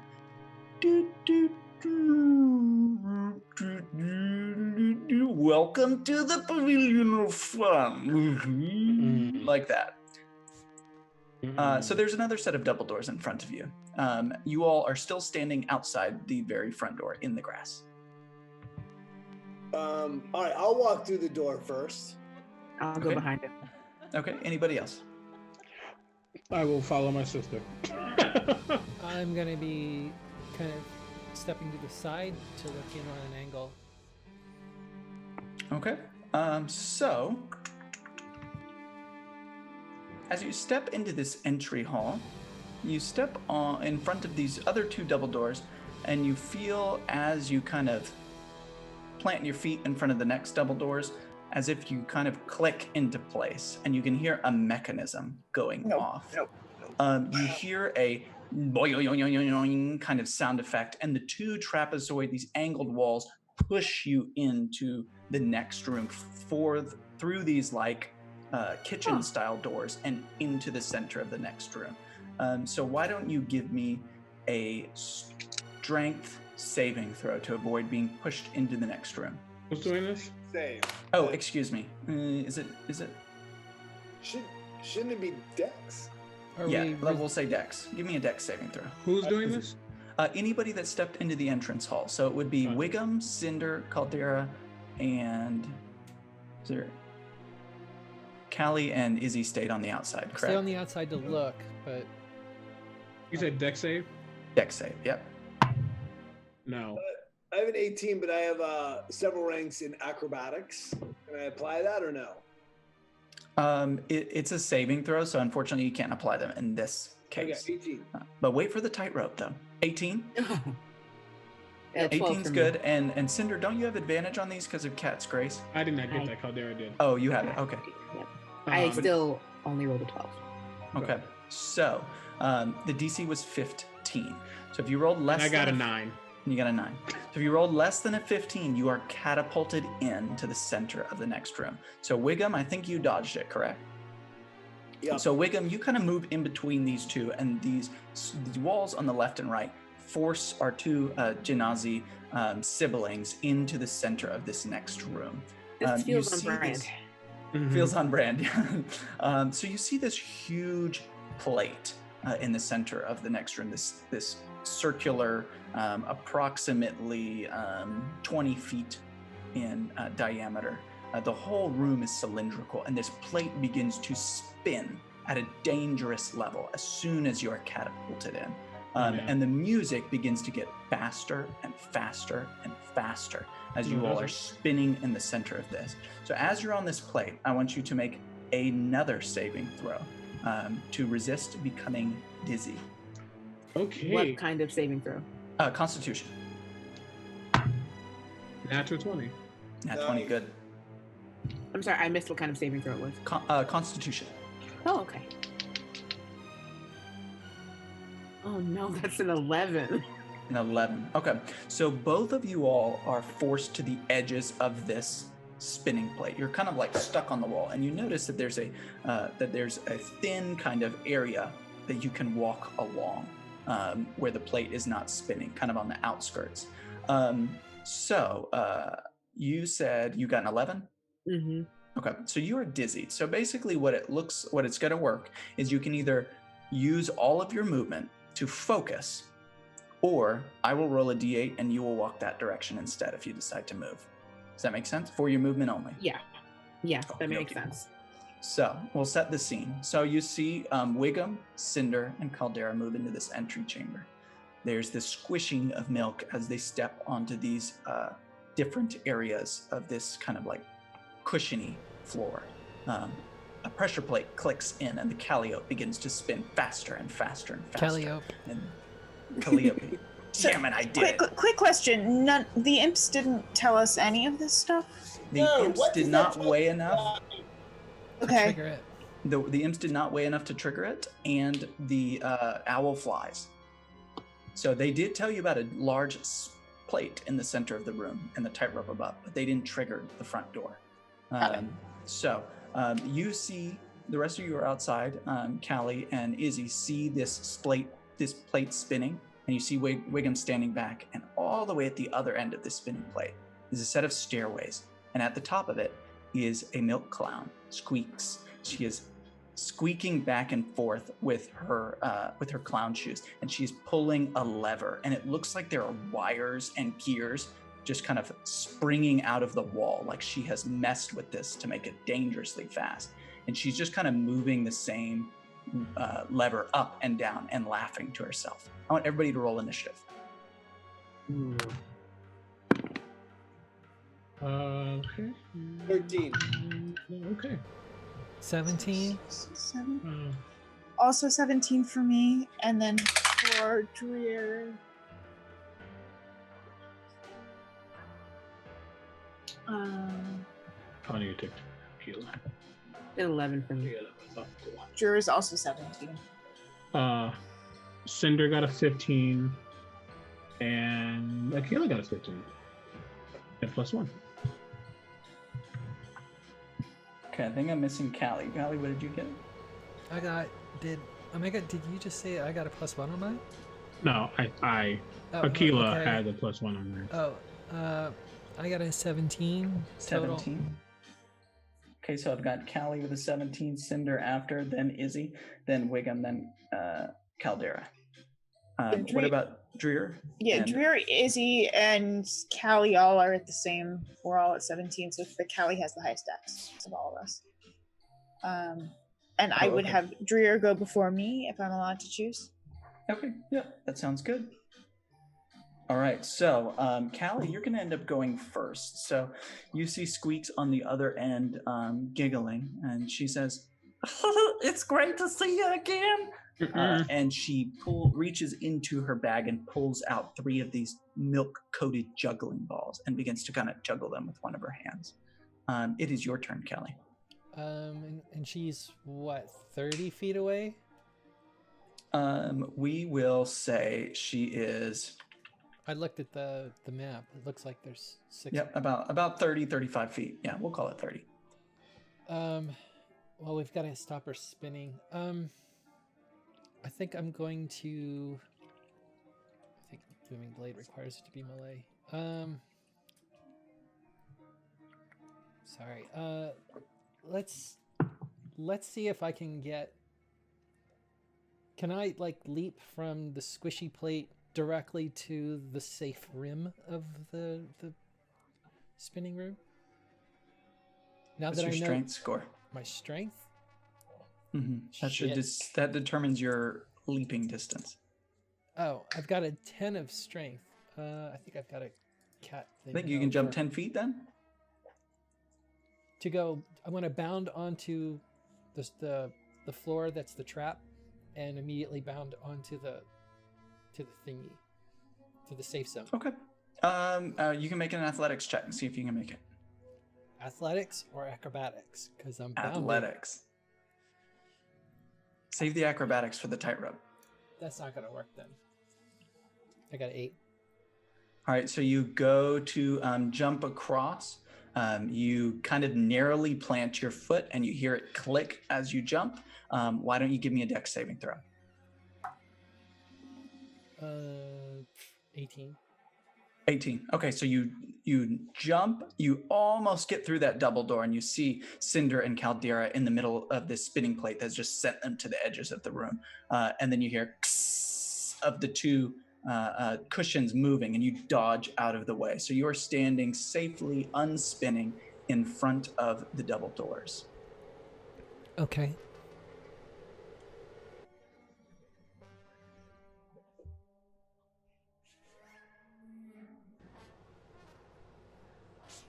Ben, I don't think I have a bonus action. I don't have a bonus action that I can use. Okay. Is that your turn? Well, actually, I can dash. So, cutting action. So, can I dash now that I'm there? Can I run into the room? Yeah, you can run across the spinning plate. You'll need to give me the Constitution save to see if you get dizzied. Okay, I'm misunderstanding where the safe zone is in the pavilion. Duh. You're on the edge. Yeah, you want to run across the edge and try to get to Squeaks, correct? Yeah. Okay, how far can you run? Yes, you can run. You're a tabaxi. You can make it. It's dash, yeah. Yeah. We don't need to calculate that. Yeah, Okay. so you narrowly kind of dash your way across this small platform that runs around the edge. And you get to the stairway and you see Squeaks kind of looming over you. Her green tinted hair or orange tinted hair kind of sagging like this big cotton candy piece that's dripping a little bit. And she says, "Well, hello, how you doing there? I see you there at the bottom of the stairway. Why don't you come up? I'll give you some milk. You want some milk for you?" As she's going just click, click, click, click with the spinning plate, causing it to speed up and slow down and speed up and slow down. Okay. Well, okay. So would you like to be in front of her like 5 feet, or do you want to be 10 feet away from her? I want to be 10 feet because I can close that next round. Sounds good. Yeah. Cinder, it is your turn. You are not dizzy. Wait, correct? It is not my turn. Somebody else got. No, it's Dreer and I both go next because we all had the same initiative as. Okay, I had Callie. Cinder, what was your initiative? 15. 15. Oh, sorry, Izzy. Yeah. That's all good. Yeah, so I think probably, then Cinder and Mikaela are after that. Cinder and Mikaela. That makes sense. They all got close to each other. All right, Izzy, it is your turn. I apologize for that. No, not at all. What do you and or Dreer want to do? So, you can take those whichever order you like. Dreer goes first. Dreer can fly across the room. Okay. Dreer will give the help action to me. I need to get across the room as well. Okay. So I think. So you'll need to jump. You'll need to either jump over or dodge the pressure pads. My better bet is going to be to dodge the pressure pads. Okay. Yeah, and maybe because Dreer has talked me through it, I can use that to help me in that process, and I'll use the help for that. Okay. Dreer has described how these worked and can talk me through it, and also just like coach me and give me some, you can do it. So your imp, is like, go. You got this. It's basically a kid's toy. You can do this. You can get away from a kid's toy. Make the jump. And also, this feels oddly like the Feywild, so I'm here for it. Okay, deal. I'm gonna go ahead and actually shift my form. That takes full action. I will not. So I will try and get across the pads. It's Dex check. Dex first. Yep. So acrobatics. Dex save. Or Dex save. Okay. So that would be a 15. That'd be a 15. So you feel the pressure pad narrowly grace you with the as it does, but you just dodge out of the way of it and see this, violently spinning plate that's kind of coming off of its hinges, it seems, and kind of wobbling. It is not meant to go that fast. As you walk across this little ringed platform around the spinning plate. Okay. And you can see that Callie is closed in and standing at the bottom of this stairway where Squeaks is up there telling jokes. Can I see Squeaks? You can see Squeaks, yes. She is moving the lever. Do I have a clear shot with an Eldritch Blast? Yes. Okay, then I'm going to bonus action put the Hex on Squeaks, and I will Eldritch Blast Squeaks. I'm going to use my inspiration on that. Oh no, I used Izzy's help for that, or Dreer's help for that. That was exactly the same numbers. That's a 15. A 15 does hit. Oh, great. It's a D6. So to 12 points of necrotic damage. As I go, oh, This feels like home. And you said necrotic damage? Yes. My Eldritch Blast gets a bonus to it of necrotic damage. Okay, awesome. I'm sorry, I missed the total. Will you So tell me the total? I'm sorry, it's force damage, and then the bonus is from the agonizing blast. Okay. Necrotic. All right. So you shoot off this Eldritch Blast, which kind of crackles with this necrotic energy as you hit Squeaks. And she says, "It's past your bedtime. Get it past your..." As she takes one of these juggling balls and begins to kind of shake it back and forth. You can hear it as she gets ready to throw it. She's going to throw... Her disadvantage from Hex is going to be on con saves. Okay. And I was wrong. It's force damage. It's not necrotic on that. Okay. That sounds like so she grabs this milky juggling ball and she kind of tosses the first one at Callie. Callie, what's your AC? 16. 16. Okay. So you see this ball kind of smack into you. And as it hits you, you will take 16 necrotic damage. And I want you to give me a Constitution saving throw.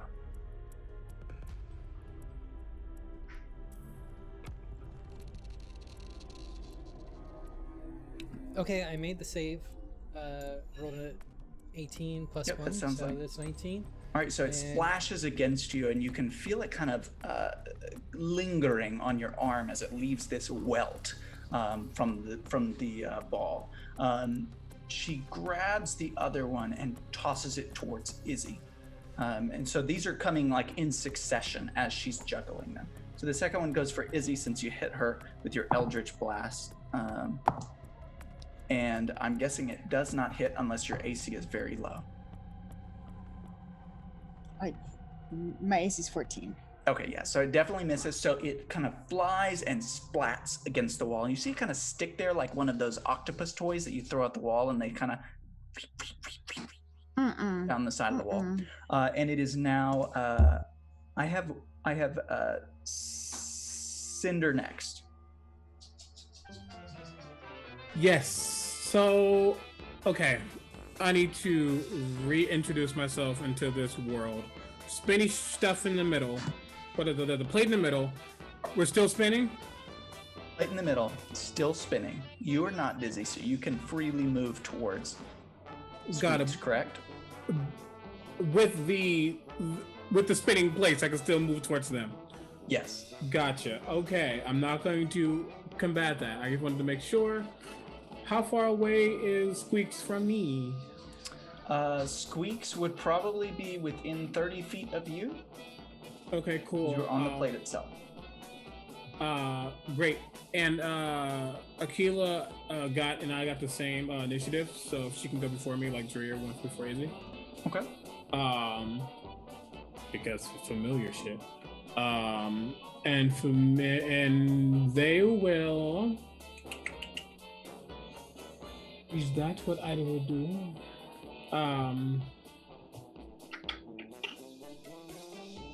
Yeah. Akila will rush over to Squeaks and kind of start flapping their wings in front of him to distract him as they do the help action for me. Okay. I will create these 3 points in the air with my my finger, my runic finger, as it's been claimed, and then I will squeeze it in and then let go as 3 scorching rays shoot towards them. All right. So for the first one, it's a 19 on the die, so a lot. That's 25. And then what the fuck's going on? And then the second one. I just want to take a second to say sweet milk for anybody who's drinking right now. Sweet milk. I'm gonna say it twice. Continue. The second one was only 11. 11. Okay. So the second one misses. First one hits. And the last one?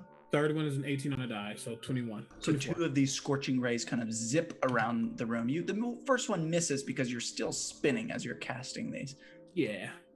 So that's going to be 4d6 fire damage. It's damage. It's fiery and arcane and gross. Ooh, not bad. Give me a high five. Exactly. That is 19 points of fire damage. 19 points of fire damage. So you smack Squeaks in the head, and she's like, "Oh, that hurt a little bit there, but I think I'm going to come on back with a little bit more sweetness for you," she says. And it is now, you did Akila's turn, you did your turn. Anything else on your turn? I would just try to get closer to Caldera. Okay. To make sure that they are not struggling. You see, somehow I survived and they didn't. You see Caldera, like if this was a cartoon, there would be little stars spinning around her head. And it is now Wiggum's turn. So Wiggum, you're standing in the entrance chamber. You've just seen people pass you, and you see these that you dodged already moving around. And you see this plate beginning to kind of vibrate off of its hinges as it's spinning at this dangerous level. 2 things. I will give Bardic Inspiration to Caldera. Okay. So I like that. I'll say, Caldera, get your bearings straight. Bardic Inspiration. All right. And then I'll cast my Mage Hand. It appears with a flourish. This beautiful gloved hand with rings on all fingers, and we'll reach over and try to pull down the lever from across the room. So what happens is... I 100% thought you were going to say pull down the clown's pants. No. Oh, by the way, I never asked, did anybody put on the clown shoes? Huh? Did anyone wear the magic item, the clown shoes? I have the clown shoes. Are you wearing them? I'm sure I would have put them on. Okay, we'll remember that for in a little bit. I just want to ask. So you cast this ringed, beautiful, very hand model-esque mage hand, and you and Squeaks are in this very kind of Three Stooges style shifting back and forth of this lever, and the spinning plate is kind of whirring and then stopping and then whirring and stopping as she's just kind of frustratingly moving it back and down in this endless struggle with your mage hand. So we'll say that the plate can no longer make anybody dizzy. Nice. Well done. Oh yeah. I'll take Awesome. Golly, get them. Anything with your movement, or if not, we'll go to Caldera. No. All right. I feel delicious. Callie. Everyone has to drink. Sorry. Callie or me? Oh, sorry, Caldera. That's okay. I'm sure. I abbreviated Caldera's name, which happened to be another character's name.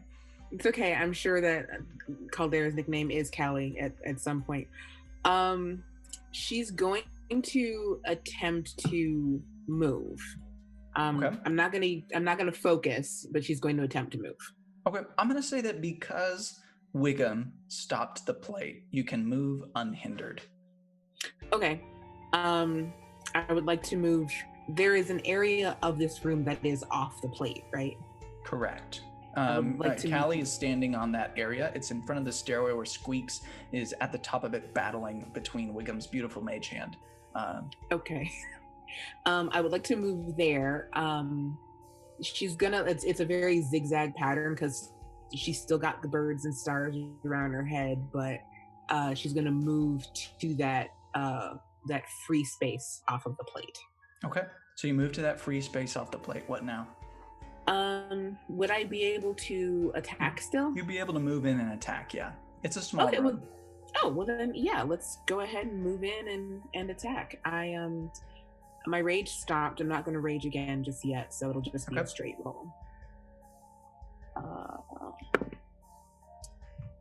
That I'm going to use the inspiration that Wiggum just gave me. I can say words correctly. Ooh, so that is a total of 13. 13 damage. No, All right. 13 to hit. Oh, 13 to hit. Mm-hmm.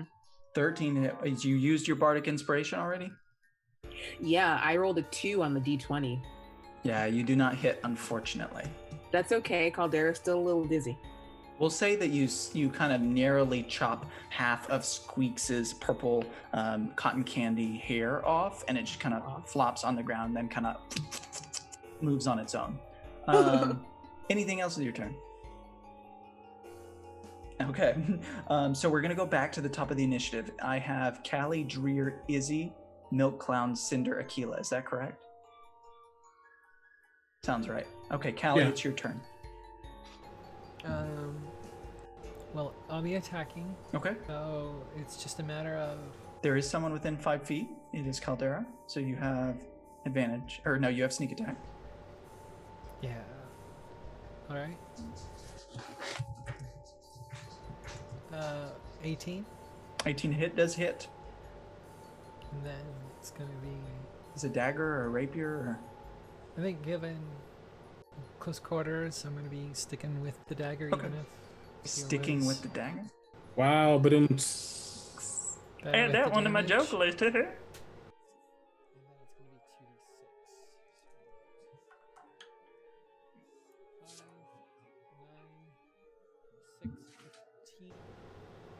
Um, 19. 19. How do you want to do it? Up and under the rib cage. Okay. Because I hate clowns. So you give the clown a good, and her hand kind of leans and clicks the lever into a full stop motion. So this kind of stops and it wobbles into place. Then you see Squeaks kind of.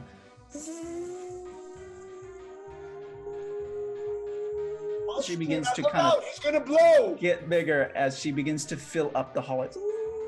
And she starts laughing. I'll haul ass up the stairs. Up the stairs. Up the stairs.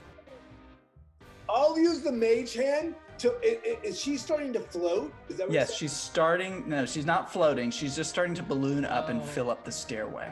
Oh, this is bad. So why don't we make acrobatics checks? Those who end up below the DC will need to make a save when she pops. I don't like it. Don't- I just need you to know. No. Don't like what you do. What do we make? Dex save? Acrobatics 19. check. So that's a 27. Nice. Ow. It's a 15 for me. 15, I'm a 14. 10. 14, 10. Wiggum, 24. 24. All right, everybody who got below a 14. Do I need to do one for Aquila too? I'm gonna leave your familiars out of this. I think it's wrong to Okay. attack the familiar. Don't hurt Aquila. Why don't you all make I Sorry. rolled 24, but I have a sense that she's gonna blow and milk's gonna go everywhere.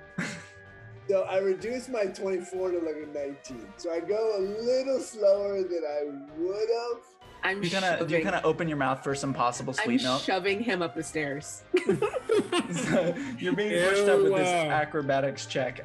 The rest of you who are still so she balloons up before you can squeeze by her if you got below a 15, and I need you to make a dex saving throw to basically hit the deck. Wait, below a 15 or below a 14? Below a 15, DC 15. Okay. No. You do have bardic. Oh, you use the bardic inspiration. Wait, there we Nat go. 20 or nat 1. No! Really cool die though. Yeah, it's Die Hard Dice. Awesome. Do you have any inspirations? I have nothing. I have not gotten any inspiration the entire game. I It's have fine. inspiration, and I will happily give you my inspiration. It does do not do it. It will not help me in any way, shape, or form. Okay, what'd y'all Oh, get? Can I use My inspiration. my Fey presence? Do we have time for an action? No, Okay. unfortunately not. I don't give you inspiration because I know it's coming your way. You're going to be covered in sweet, delicious milk. So if on your dex save you got more than a 15 again, you're going to take half damage. So it pops, sending sweet milk all through the hallway for 15 necrotic damage. Oof. Oh. Ouch. That entire hallway just like looks like the inside of a sweet milk carton. I'm trying to say that word as much as possible. What, sweet milk? That's the word, sweet milk. At least it was only 15. I thought it was going to be a lot worse than that. No, you're good. So you all kind of step forward as it kind of dries. You look up the stairway. The rest of everybody's there. Wiggum is like hanging his tongue out. You're standing up the stairway, and you all are now coated in sweet milk. What do you say to each other? Before we go anywhere, I say, do not take one step. And I guess like go to everyone. Well, I did myself first, but I just go to everyone and just prestidigitate this grossness off, because how dare you drenched this goodness in sweet milk. I back up just a little. I rush towards you and just like shove your face and prestidigitize it off. Thank you, my friend. Thank you. Honestly, such a gift to travel with. Such a gift. I wish I can say the same for you, Wiggum. As you all are no longer hearing this calliope and the spinning, you begin to hear the screams of, I said it was Arthur, right? Yes. Yeah. Okay, yes. Forgot who was the victim. Arthur is upside down, and he is bouncing up and down. You can hear him up at the top of the stairway, letting out these screams. And as you're kind of coming up this stairway, you see the slow rolling juggling ball just kind of, and it kind of falls down the stairway. It's coming towards us? Yeah, it's just a ball though. It's not gonna blow up. And you hear something sound like it's slightly being said from underwater, like somebody's drinking as they say it, and they say, "Pickles loves a good tickle." And you hear the sloshing of these play balls throughout the sweet milk. What do y'all do? We also have 12 minutes left to wrap up this campaign. Arthur's Let's up on go the for third session. floor, right? There is a third floor, but we'll wrap it up. What if we just added another week? We can do that. I Or mean- That is up to y'all. Or if we I just went have an longer open- today. we can go longer too. How about we go over today instead of extending it next week, because it's also Jasper's game week next week. So how about we extend to 30 minutes past the hour max? Is that okay with everybody? Whoever needs to leave early can leave I'm early. okay with that. Let's check with the delicious chat. Delicious chat. Chat, What should did we you say be about the playing sweet more? milk? All right, good. Yeah, well, let's go. Y'all got this. Another half hour, yeah. Sweet milk, sweet milk, Yeah, sweet no, milk. For this penalty, we'll add 3 more t-shirts. Okay, deal. Awesome. All right. So we're still going to pick up the pace as we go forward within. Yeah. So you see this rolling ball of sweet milk, and you hear Pickles in a low growl say that Pickles loves a good tickle. How do you all proceed? I moved my hex to Pickles. You can't see Pickles. I moved my hex to You only hear Pickles right now. Unless you can do it to somebody you can hear. I doubt it, though. I'm suspicious. Yeah, I'm not allowed to do that yet. Deal. Okay. Let us, Callie. I have one, never mind. Oh, that's Marco. Good night, Marco. Yes, Marco is in the chat. Oh, good night, Marco. So Arthur is suspended above this gross I'm assuming you bulkhead. all haven't turned the corner into the second Oh. floor. You're essentially then- halfway through the stairway. Then I make my way up the stairs and turn the corner. Okay, give me a perception check as you enter. Okay. So Caldera bravely steps over the slow rolling juggle. And juggling if ball. we can be prepared for anything that would be coming at us because of the scouting that the familiars did before we got here, that would be awesome too. Okay, deal. Mm-hmm. All right, so you That is 14. 14. Mhm. Okay. So Caldera, you step forward with your kind of glowing magma. Do we call them tattoos? I forgot. They're like cracks. They're just Cracks. they're like Okay. cracks. there's cracks in their skin. Yeah. So she's letting out this low orangey light in this otherwise pretty dark area on the second floor. You step out and you look and you see this roughly 25 foot long circular cereal bowl looking ball pit. And sloshing along the surface is these kind of multicolored play balls that a kid would jump into and normally roll around in the germs. And it is full of sweet milk. And you can see slightly there's something kind of bobbing underneath the surface. And when you enter, begins to kind of submerge a little bit. Stemming across from it is this tightrope to the other side, to which you can see another stairway.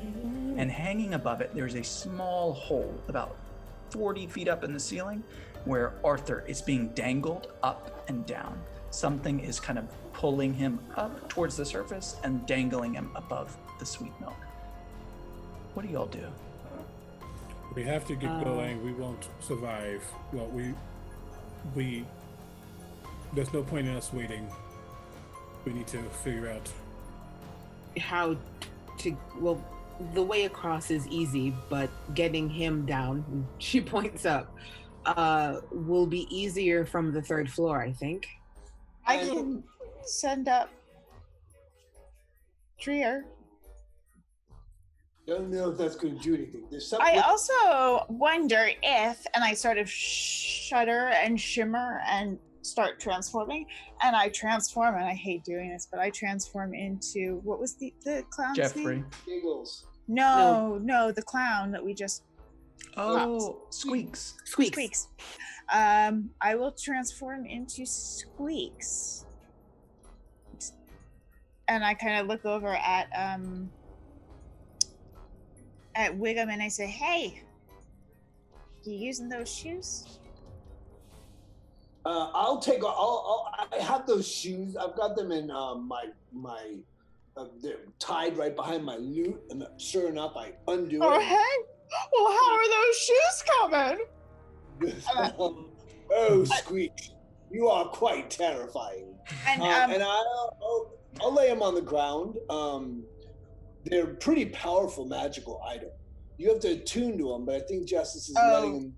We're nice. We insta attune in short adventures. okay, I don't even mind if I don't attune. I'm just wearing them for the visuals You want- mostly. You The want to aesthetic. attune? They're so cool. You can They are pull a banana really cream cool. pie out of thin air.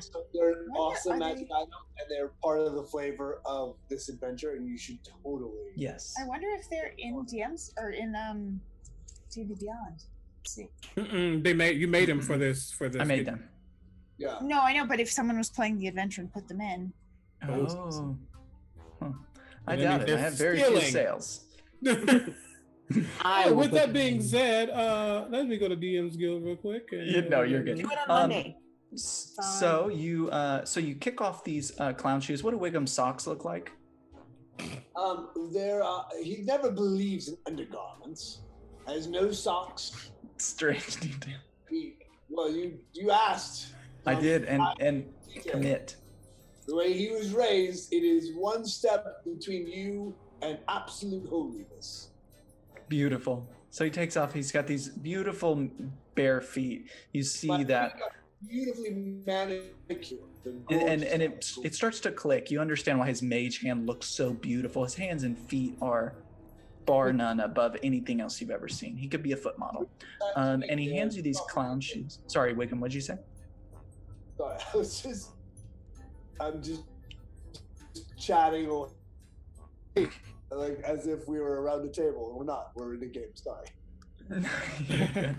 So he hands you the clown shoes, and you are a terrifying rendition of Squeaks. And I'm guessing you put them on? I do. I do want to have a way for my friends to identify me from the. Well, there's no actual other Squeaks around anymore, as far as we Yeah. know. So I think we're No, good. she's taking up the entire stairway right now.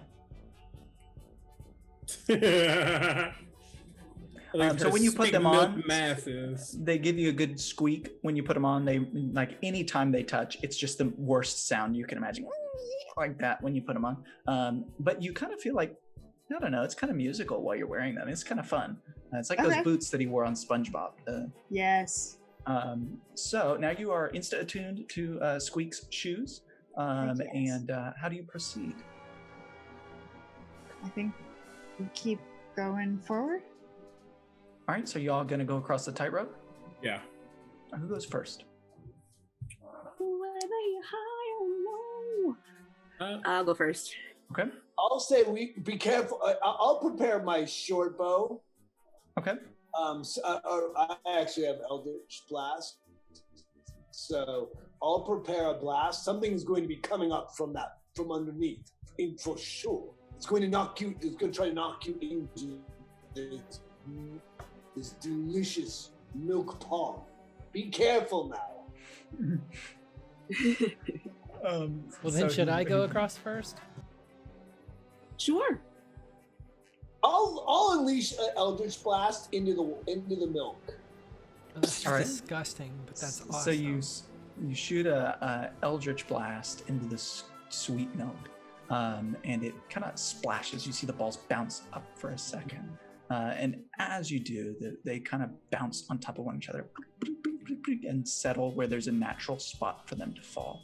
And then you see it kind of rapidly move away from that area, like the balls are disturbed, and you swear you see something that looks like a few fingers dragging across the surface, but they're much, much longer than human fingers are. They're at least 10 feet, judged by the way they rake across the surface like snakes or these wriggling worms. This is not a good idea to travel across that wire. Is there anything that we could attach a rope to across this expanse above us? There is a rope dangling in the center that has Arthur on it. That is the only thing that is secure enough to basically attach something to above you. Would it make sense for me to run out, grab it, and come back? To run out and grab Arthur? Because Arthur is dangling above. So we like, can see Arthur in this room, even though he's in the third. yes. Here, let me set the scene again. So you have my hands is the bottom of these are the balls of the milk. Mm-hmm. And then there's a tightrope like above them. So balls of milk, tightrope. The room is shaped kind of like this. Mm-hmm. And then dangling from the center is this rope extending into the third floor, to which Arthur is attached. And he's being lowered above the rope and brought back up. The rope extends into the third floor. Somebody has him on the other end. He's lowering and pulling him up, lowering and pulling up, teasing him, dangling above the sweet milk. Does that make sense? Did I explain that? Yes. Okay. So. And at the other end of the tightrope is the stairway to the third floor. And it was 10 feet to the center of the ball pit? Yes. 20-foot diameter, 10-foot radius. Math. Milk maths. I've got an idea, but I don't think I can. Are we going jump across? 30. I guess I'm confused what's happening. Are we going across? No, Before I was wondering if I could jump up and get him and pull him to the, like, from the inertia, pull him to the other side, but I might need help. I think launch. the biggest issue right now is the only way across is literally a tightrope, so we'd be doing this all from a tightrope, which... So Dreer can I can do fly? it. I could send Dreer. I could send Dreer up and we can grab the rope!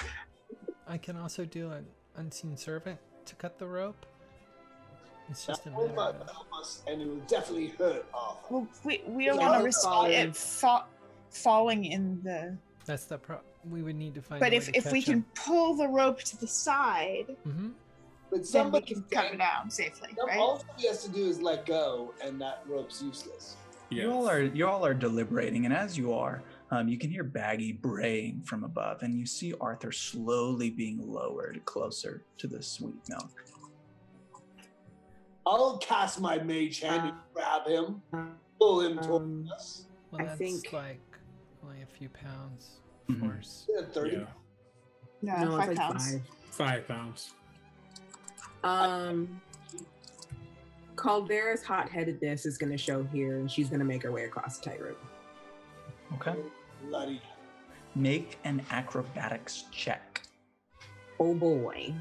Wiggum said he was watching the water. I'm going to allow him to ready an attack in case something pops up. Without a doubt. I'm also preparing my inspiration. That is a 19. All right, so you begin to tightrope across. I'm using my glaive as the balance. And you get about halfway through. And you start to see a couple of balls and kind of land somewhere else. And these 4 fingers on 2 hands begin to snake their way above the milk and try to reach out and tickle you while you're going across. Wiggum, take your attack. And Not on my watch! And then we will all roll initiative. Delicious fingers, not on my watch. 17, I rolled 17. So Wiggum, you're going to kick off this whole thing with your attack, and then we're going to proceed down the initiative. We're going to count this as basically like a surprise round. Yes, 22. 22 for initiative? You said I kicked it off, so. Oh, yeah. 22 hit with Eldritch Blast, doing 5 damage. Doing 5 damage, okay. I rolled a 15 for initiative. Oh, wow, twinning. Who has the higher dex? Him. I've got a 15 as well. What do you have? 10. Oh, okay. And I think Callie has higher than... 8 for me, 17 for Dreer. Oh, let me do Keela real quick. Keela got a 13. 8 for Izzy. I got a 9. And 9 for Wiggum. 13 for Keela.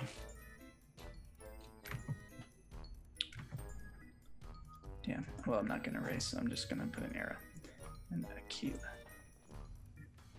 All right, so Dreer has the highest initiative, but first, Wiggum fires off at the tickle monster, which is lurking below the surface.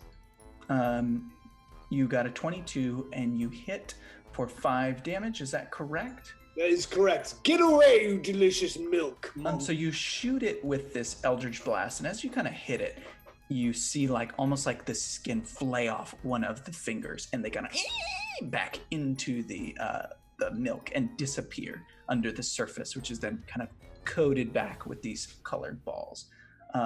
You deal your 5 damage. Next up is the top of the initiative. It is Dreer's turn. Caldera, I'm saying that your turn begins in the middle of this tightrope, but you've already succeeded to walk across it unless something happens. Okay. So our plan is to grab Arthur. Is this correct? I think our plan, personally, I think that a lot of stuff was thrown out. I think our plan is to get across because we can't grab Arthur. We can because I have Izzy, or I have Dreer. Well, grabbing him is great, but where's he gonna go? We need to get him safely away, and we would have to grab him from something above. It sounds so you don't want to pull him to the side so they can't keep dunking him. Okay, then Dreer will provide the help action and move to the other side. Dreer will fly to the other side of the basin. Okay, so is that providing the help action to... I always forget how that works. Is that the help action to the tightrope? To help somebody cross the tightrope? No, it would be to me on this, I think. Is what I will have it do. Okay, sounds good. For tight roping or for attacking or? For attacking. Okie dokie. So we will move forward. Dreer gets into position at the other side and kind of waits for the tickle monster to come back up to attempt to distract it by throwing a colorful ball at it. Callie, I have you next. I'm gonna run to the center of the tightrope as well. Okay. And see if I can kind of bounce up and pull Arthur toward an edge. Okay, so you're gonna make one acrobatics check to go across, and then I'm gonna have you make another to jump on top of a tightrope. Okay. One to succeed at the grab. If you fail at either of them, you will fall into the sweet milk. That's a 17. Okay, so you deftly navigate the tightrope. That's a 21. And you grab up and you grab onto Arthur. And when you grab onto Arthur, you feel something on the other end pulling as well, and you begin to ascend up into the air with him. So you are hanging towards this area. You are pulled up, and you can see on the other end, Baggy is pulling Arthur to the top in response to somebody trying to grab him. So if you choose to hang on to Arthur, you can go to the 3rd floor right now. Would you like to do that? How is that just a small hole, or is it like a tunnel hole? It's big enough that both of y'all could go through it up to the top. No, I mean, like, how long is it something that I can brace myself so that we can't get pulled up anymore? How thick is the floor is basically what I'm... like when you hit the ceiling. Yeah. I see what you're saying. Yeah, you could like plant your feet at the top to avoid being pulled down and like pull against Baggy to go back down. Yeah, that's pretty cool. Okay, and give me an athletics check. This is where it goes to shit.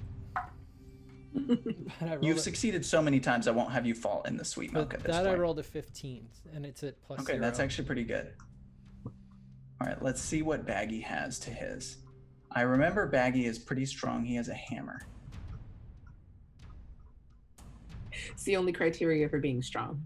Well, it's a big hammer. He's slinging around a sledgehammer all the time. Okay, yeah, he has a +3 to his strength. All right, so he gets a 9. So Baggy pulls against you, and you plant your tabaxi feet up on the top, and you're saying, no, you're not going to get Arthur. I have already made way too many checks, and I'm going to take him back. So you kind of kick off with your awesome jumping legs, and you pull Arthur back down to the side, kind of repelling, and you land on the other side back where Wiggum is. Unless you'd like to go the other direction towards the stairway. No, we can have him on the Wiggum side. Okay, so Arthur lands back on the side in front of Wiggum, and I'm going to let you, as a just freebie, slice that rope so that you're not pulled up again. Okay. So you pull out the dagger and you slice that. I think that you've done a lot. Yeah, you just pull out your natural claws and cut it, and you're like, no. And you see the rope up into the ceiling, and then you hear Baggy kind of sadly say, in response. I think that's your turn. Can you I think that was a lot. I'm fine with that. Cinder. Arthur would probably be like, oh, thank you so much. You just saved me. They're about to dunk my head in that milk. Give me a sweet milk swirly. And currently Caldera's in the middle of the tightrope? Yes. Then he wouldn't attempt to go by yet because he can't. And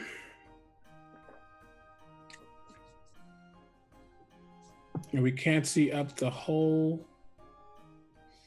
And we do see Pickle's hands trying to tickle, or is it back into the...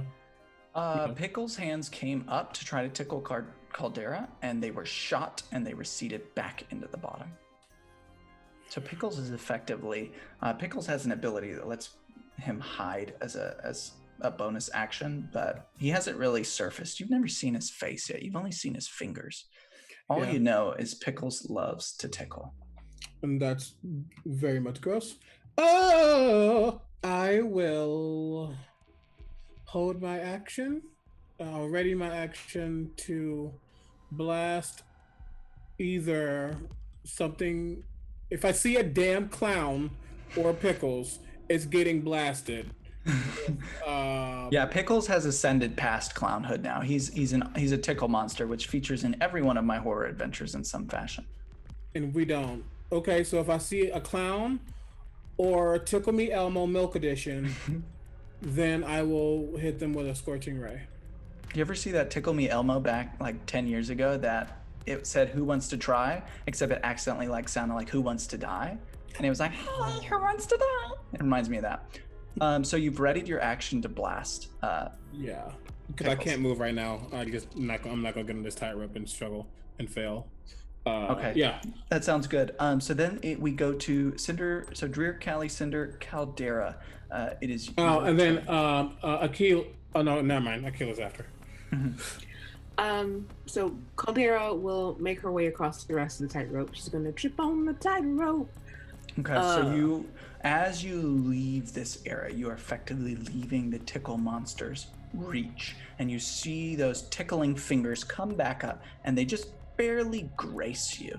But when they do, they feel like razor blades are raking your character, except it's all in your character's head.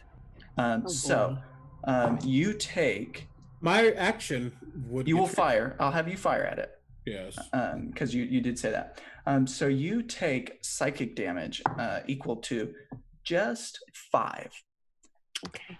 However, you have been tickled by the tickle monster. So why don't you roll me some percentile dice? What if it died before she get hurt? I can tell you it won't die. Not that easy. Okay. Whatever. Wow. Okay.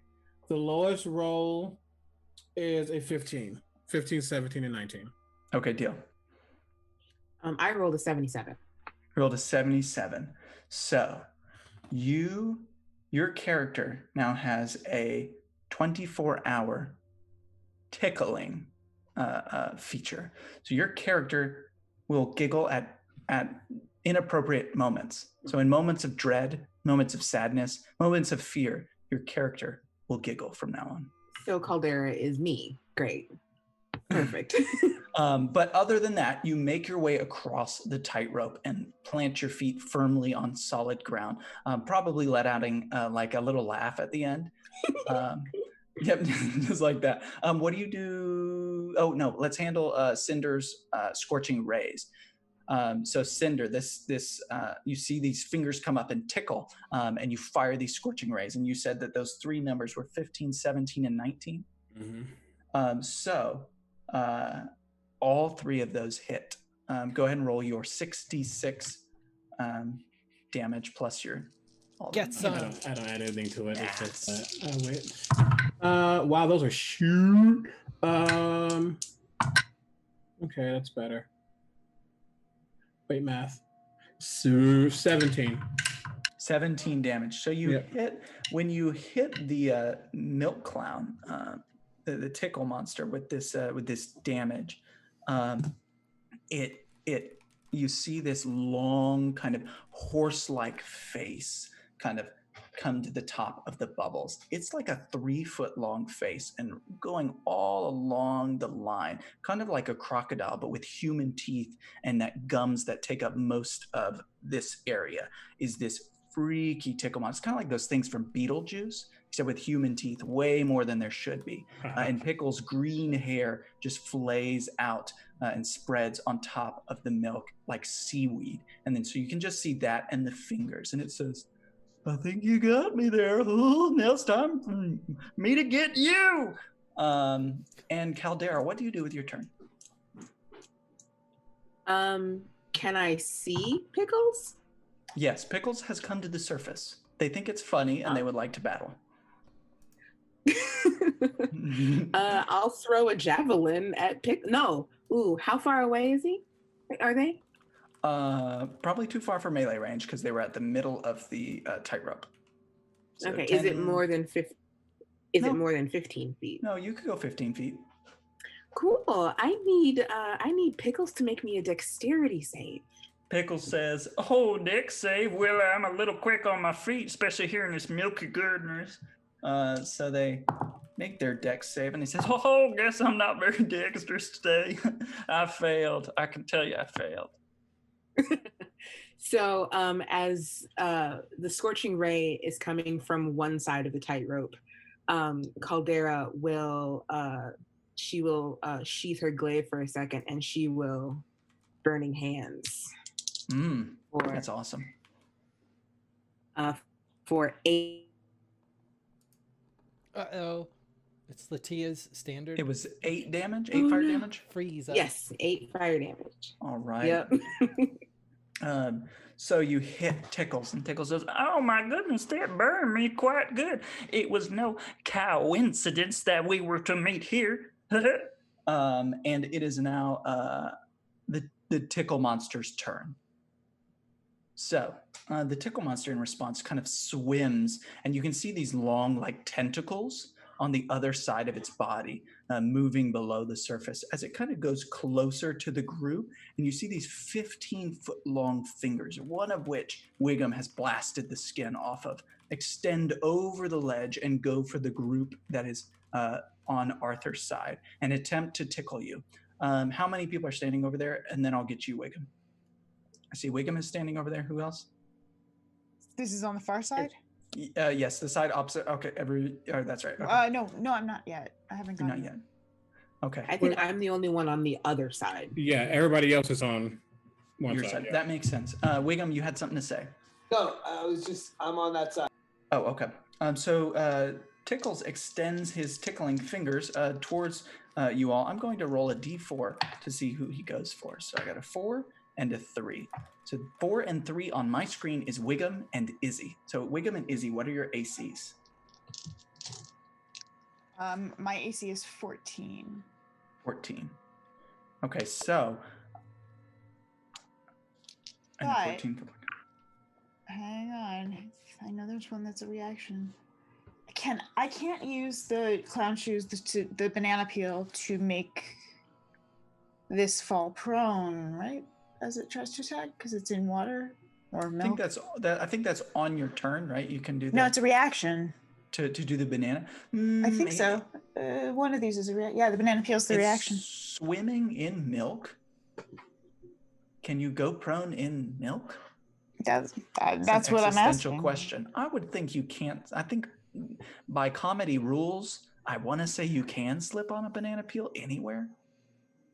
Make you flip upside down. Let's do it. Comedy rules. When you're in water and you struggle. Yeah, it happens. I've definitely struggled in water before. Let's change physics. Go for it. I make a dex save. Yeah, and if the hex is not on it yet, right? I couldn't cast it yet because I couldn't see it. So correct. Okay, so there's no disadvantage. So I got a failure. So I'm prone. You are prone. Okay, so it's prone, and that's in response to being attacked or at any time. It is banana peel is if it takes its movement, you can use your action to toss the banana peel. It must take a DC 15 dex saving throw or fall prone. Awesome. Thank you for reading that. So Tickles, we'll say Tickles gets to the edge and then he goes belly up in this water. So he's still going to try and tickle you two, but you're going to have advantage on melee attacks, like he's prone at the edge of the milk. What do you call this? The ball pit. Sound good? The cereal bowl. The cereal bowl. So he goes belly up in the cereal bowl. He opens his mouth and you see his long laughing tongue as he tickles upside down. He misses Izzy and he does in fact tickle Wiggums. Wiggums, you take 5 psychic damage and give me a wisdom saving throw. 9. So you are incapacitated with painful fits of laughter for 1 minute or at the end of each of your turns, making the saving throw again to end it. So Wiggum, you begin to laugh maniacally. I use inspiration. You use inspiration. All right, re-roll. Steady. I laugh even harder. What did you get the second time?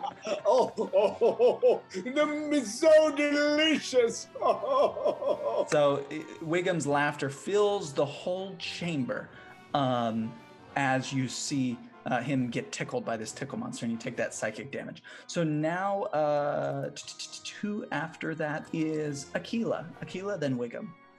Mikaela is confused and doesn't like milk anymore.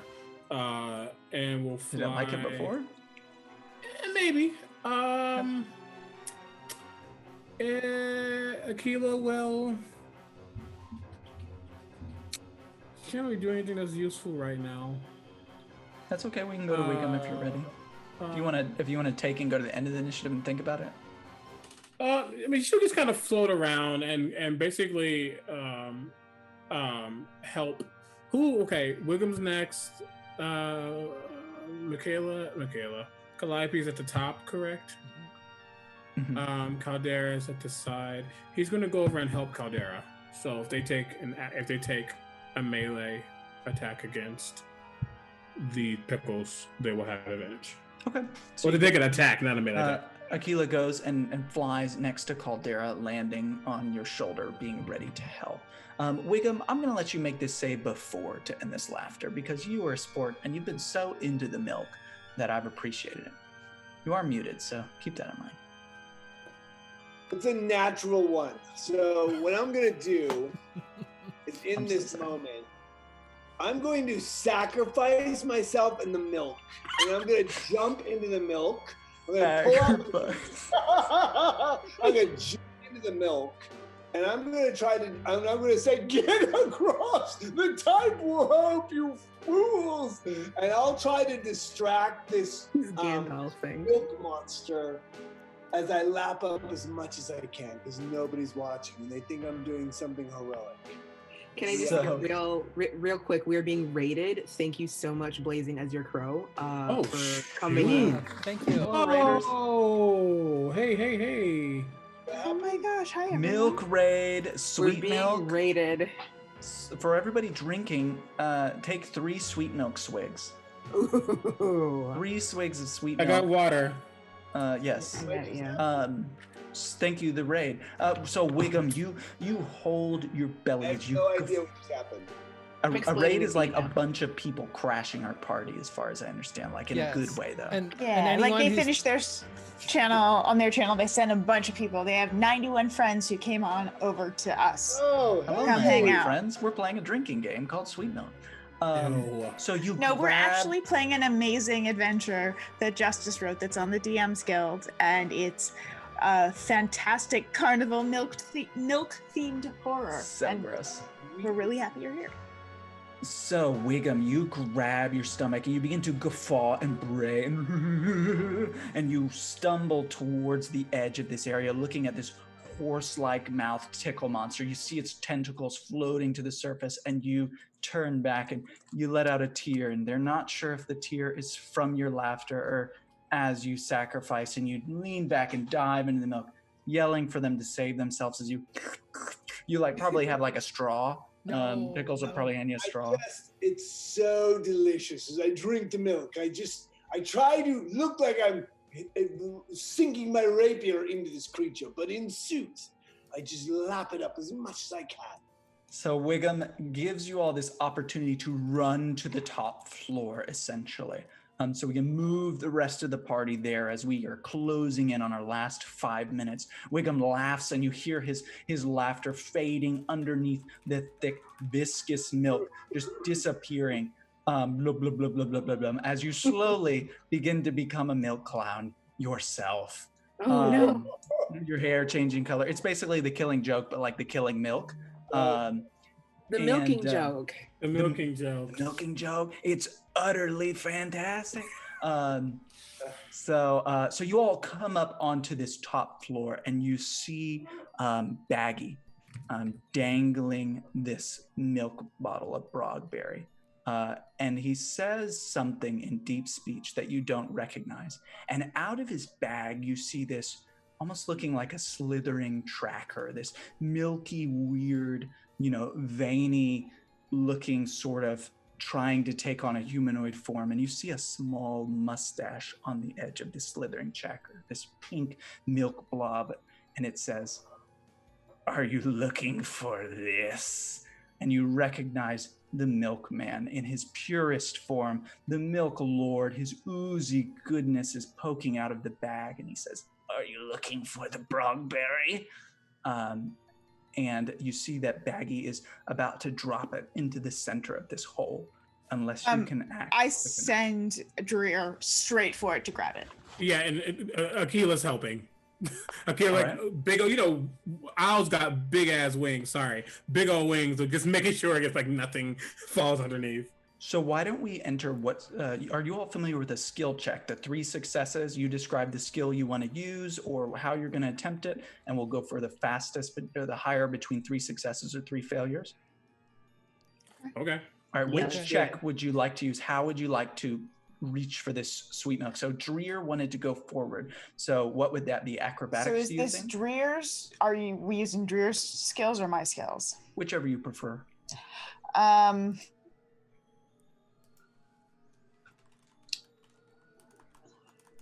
Dreer's best bet is going to be none of those things. That's okay. that I'll let we you think. love How about grabbing it. Caldera and Cinder? While you're looking at those, you can kind of think. Caldera and Cinder? Go ahead, Caldera, everyone. No. I was gonna say if Aquila was planning on owl pancaking over the hole, Owl Caldera. pancaking? Yeah.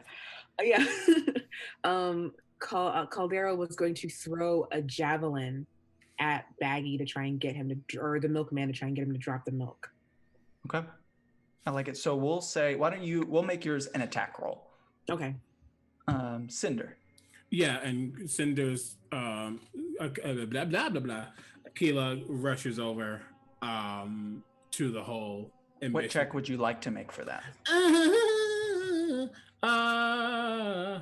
Let's see if there's other matter than We could call it acrobatics, or we could call it performance, or something like that.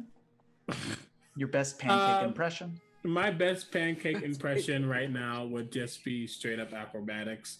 Okay. Because nothing else good. And I'm using my stats because owls aren't that good. Okay. And how about and then Callie and Izzy, what checks are you going to make? Sleight of hand. Sleight of hand. Okay, I like that. To swipe and grab the milk bottle. That's Natural. an 18 for mine. Okay. 18, that's 1. Oh, twinning. That's an 18 for me. 2. Oh. So it'd be like an Avengers moment. I want to use stealth, but this is what I'd like to do, and I don't know if it's doable or not. Well, let's hear it. I would like to fly Izzy out invisibly, grab the bottle, and then Izzy can go into a pocket dimension as an action. I can dismiss my familiar to a pocket dimension. As soon as Izzy has that bottle in his clutches, dismiss him and the bottle to that pocket dimension because it's now in So his we'll possession. say that like we'll say that Izzy is going to make that stealth, and the stealth will be the disappearing into the pocket dimension. So that Callie, if she grabs it, she hands it to Dreer. Okay. Sorry, not Izzy. So what did Callie and Izzy? What did you get on your checks? Not good. I rolled a 2. That's okay. A 2 Which gives me an 8. and a 19. All right, so you only needed 3 successes before 3 failures. So what happens is you all come into this room as you hear the sounds of Wiggum's laughter echoing from below as he slowly submerges into the sweet milk, drinking his fill. I love how he's laughing down there. You see the sweet milk drop as Baggy and this gelatinous version of the milkman drop this brogberry. Callie goes for it and kind of smacks it instead of grabbing it deftly. It flies into the clutches of your invisible companion, who kind of dives out like a quarterback or whoever in sports catches the ball on the other side. Whereas, the wide receiver. Okay, so yeah, Imp wide receiver jumps out, catches the milk in that perfect. It's diamond, right? That's right. Sure. Sports. The owl kind of pancakes over the hole so nobody falls in, neither the milk bottle, and Caldera steps forward and throws this spear at the milkman and Baggy, and they go spiraling backwards into the green slide, and you can hear them bouncing back and forth as they fall into the pit, laughing the entire way until it's kind of like a as they fall into the milk pit, and you are holding the brogberry in hand. So we are out of time.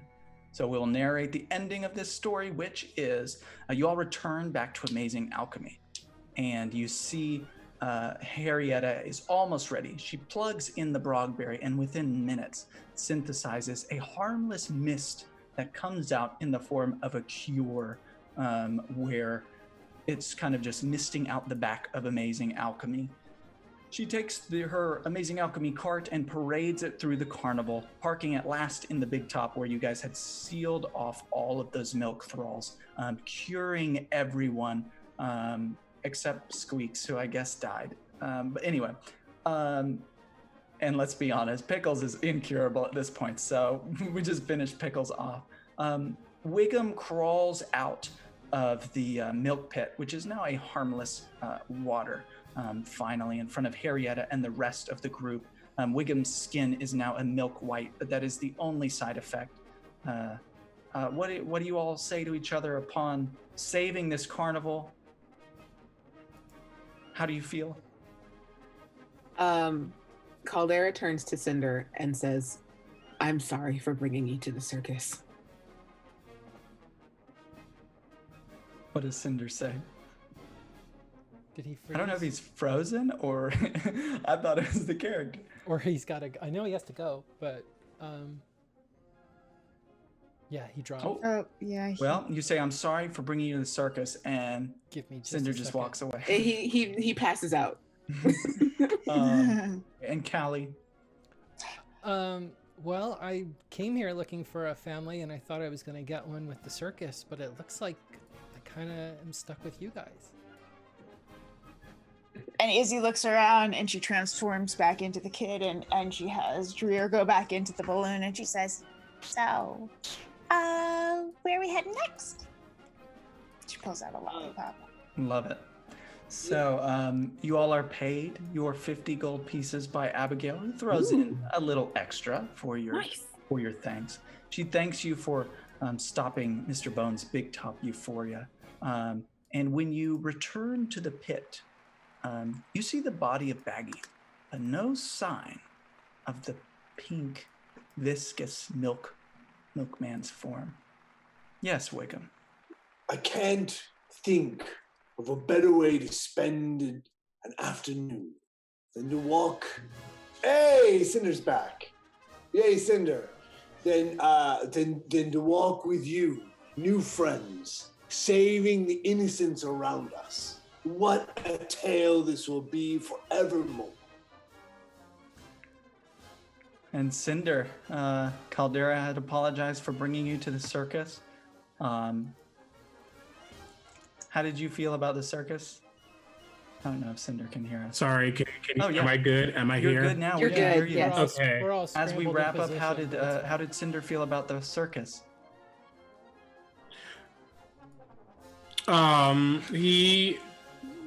He can appreciate the joy of fun and joyness, but he would much rather stay home with his books and Aquila and things that aren't milk and disgusting clowns and things. But he I'm understands so that sorry. his sister wants him to have fun. No, I'm so he sorry. understands that his sister wants him to have fun. So he had an eventful time. Awesome. That's about all he can say about that one. Well, with that, you all retire back to Daggerford and live to fight another adventure. I hope everyone enjoyed this. This was the Beadle and Grimm sponsored Twitch performance of Step Right Up, a milk-themed horror adventure. Thank you everybody who tuned in the chat. Before we sign off, we're going to do a little bit more announcements. Just remember, this was sponsored by Beadle and Grimm's. Thank you again to Bill, Charlie, John, Matt, Paul, and their families. Let's see. Don't forget that Beadle and Grimm's is doing the Helping Heroes promo in honor of Nurses Week, starting on Wednesday, 5/7, 10% off site-wide discount, with another 10% of proceeds going to the Feeding America charity. And don't forget to tune in for Jasper's Game Day, which I believe there's a kickoff game after this, and it is from May 3rd to the 7th, from noon to midnight EST. at jaspersgameday.com. But Kickoff game's tomorrow, right? Kickoff game is It's tomorrow tonight. then. Oh, okay. I thought it was okay. tonight. I think it's tonight. Kickoff game is literally being played right now. Is right now. So maybe we can raid them after this. That would be nice. If we can do that. Yeah. Okay, well, we'll raid you. We'll bring you over there after this. So before we finish up, we're going to do our last. Where can we find you? How did you feel about it? And yeah, self promos. So let's start with Matt Wickham. Yeah, I'm Matt Lillard. I'm one of the founders of Beadle Grimms. We've been privileged to have you guys on the stream as our inaugural kickoff streaming event on Twitch. I've gotten to know Twitch a lot better after this pandemic because I've been streaming a lot, but it's been a great pleasure to play with all of you. You guys have been awesome. I'm playing tomorrow in Jasper's Game Day.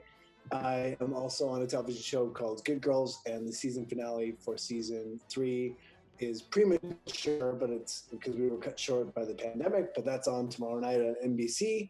And I'm Matthew Lillard on all social media channels. And Justice, you did a fantastic job. Thank you so much. And if you are interested, if you don't win a t-shirt tonight, I'm sorry, it's not because we don't love you, because we do. And if you hit the button that Mikaela pushed, Mikaela, thank you as well. Justice, thank you for running this. It was an awesome adventure. I thought it was great. I loved it. Mikaela did an amazing job running the stream. And you can push the button and you can go get a t-shirt. We have a bunch of t-shirts. We have the silver edition of Set into Avernus. We have a Baldur's Gate box, the gold edition, which is a great box. And we have several other boxes coming out later this year. I'm sorry I talk so much, but I'm beaming with pride, and I'm in love with all of you. So thank you. Awesome. Next up, Critical Bard. Hi, Critical Bard here. Hopefully I'm here. So my internet had a silly, and it's still being a silly, and I'm currently using my hotspot for my phone, so I'm probably a little wonky. But hi, Critical Bard here. Critical Bard across all social media channels. Also, my name's Omega Jones, crown it. I'm an actor and vocalist in the Midwestern region, but I do all sorts of shit. I'm a jingle artist for Critical Role. You can catch our new show, Critter Hug, on Monday, where you can hear my intro and outro, which is pretty awesome. And I am also a silver seller for the College of Acapella on DM's Guild. I'm very excited that it's gotten the support that it's gotten. If you want to get that, you can also wait till Monday because Play It Forward on DM's Guild. But if not, it's great. Other than that, yeah, that's me. I'm also playing Jasper's Game Day originally today, but instead I'm going to be playing on Tuesday at some time later. It's a later time on Tuesday. Monday, not Tuesday, Monday. So yeah, check that out. Bing boom, that's me. All right, awesome. Jen? I'm just making my loop on the screen. I'm Jen Kretchmer. I am at DreamWisp on Twitter and Instagram, and DreamWisp Jen on Twitch. I am a writer, producer, actor, director, all the things. And you can find me on Wednesdays from 2 to 4 Pacific on Beyond Heroes for D&D Beyond. This was such a delight. Thank you so much for doing this and having me. And I hope we get to keep running these characters and playing together because this was just so much fun. Yeah. Likewise. LaTia. Hi, it's me. I am LaTia Jacquise at the Lady Tiefling across all social media, your friendly neighborhood flow artist, cast member of Rivals of Waterdeep, community manager for D&D Adventurers League, and all of the other things that I talk about on Twitter. You can find me playing in a Jasper's Game Day game next Thursday at 11 a.m. Eastern, right? Oh, I think that might be 10 Central. I got my times wrong. I'm playing next Thursday. Graphics going up tomorrow. Awesome. But yeah, you can find me on Twitter. I will be doing some fun hula hooping things starting tomorrow and continuing through May. So look forward to that. Thank you for asking me to play Justice. This was amazing. And this was my first time playing with a lot of you, so you all are absolutely wonderful, and I do hope that we get to continue playing these characters. I'm having so much fun. Awesome. Mikaela, thank you for doing all of the production, all of the overlay, and making this possible. Well, then that's all I do. Hi, everyone. I'm Mikaela. You can find me on Twitter at Mikaela_V_Sims. And I run my own Sunday games right now, and I guess I'm doing streaming work for Beadles and Grimm. So we'll see what comes up next. That's it for me right now. Well, cool. And I am your ringmaster, Justice Arman, at Justice_Arman on Twitter. I hope you all enjoyed this adventure. It is available on the DMs Guild. If you purchase it, do so Monday, because I'll get full royalties, and I have lost a lot of money on this adventure. So appreciate it. Get your milk on. Get in there. Also, Elminster's Candlekeep Companion came out on Tuesday of this week. You can find it on the DMs Guild. I was a co-lead with that, with Anthony Joyce, my partner in crime, and Ed Greenwood consulted on it. So super cool. Some guy who Thank you, knows everybody. nothing about the realms at all. Some guy. Just some guy. Thank you, everybody who tuned in. Thank you for staying a little bit after. I really appreciated it. I thought it was way cleaner than doing another session. I really appreciate you all staying late too, and giving me some of that time. And also, let's just be real. We kind of joked about it, but it's kind of true. Beadle and Grimm's has an adventuring party now, so we can do more of this. Yes, please. This was so so good. Awesome. All right. Thank you, everyone. Well, cool. Thank you, everybody.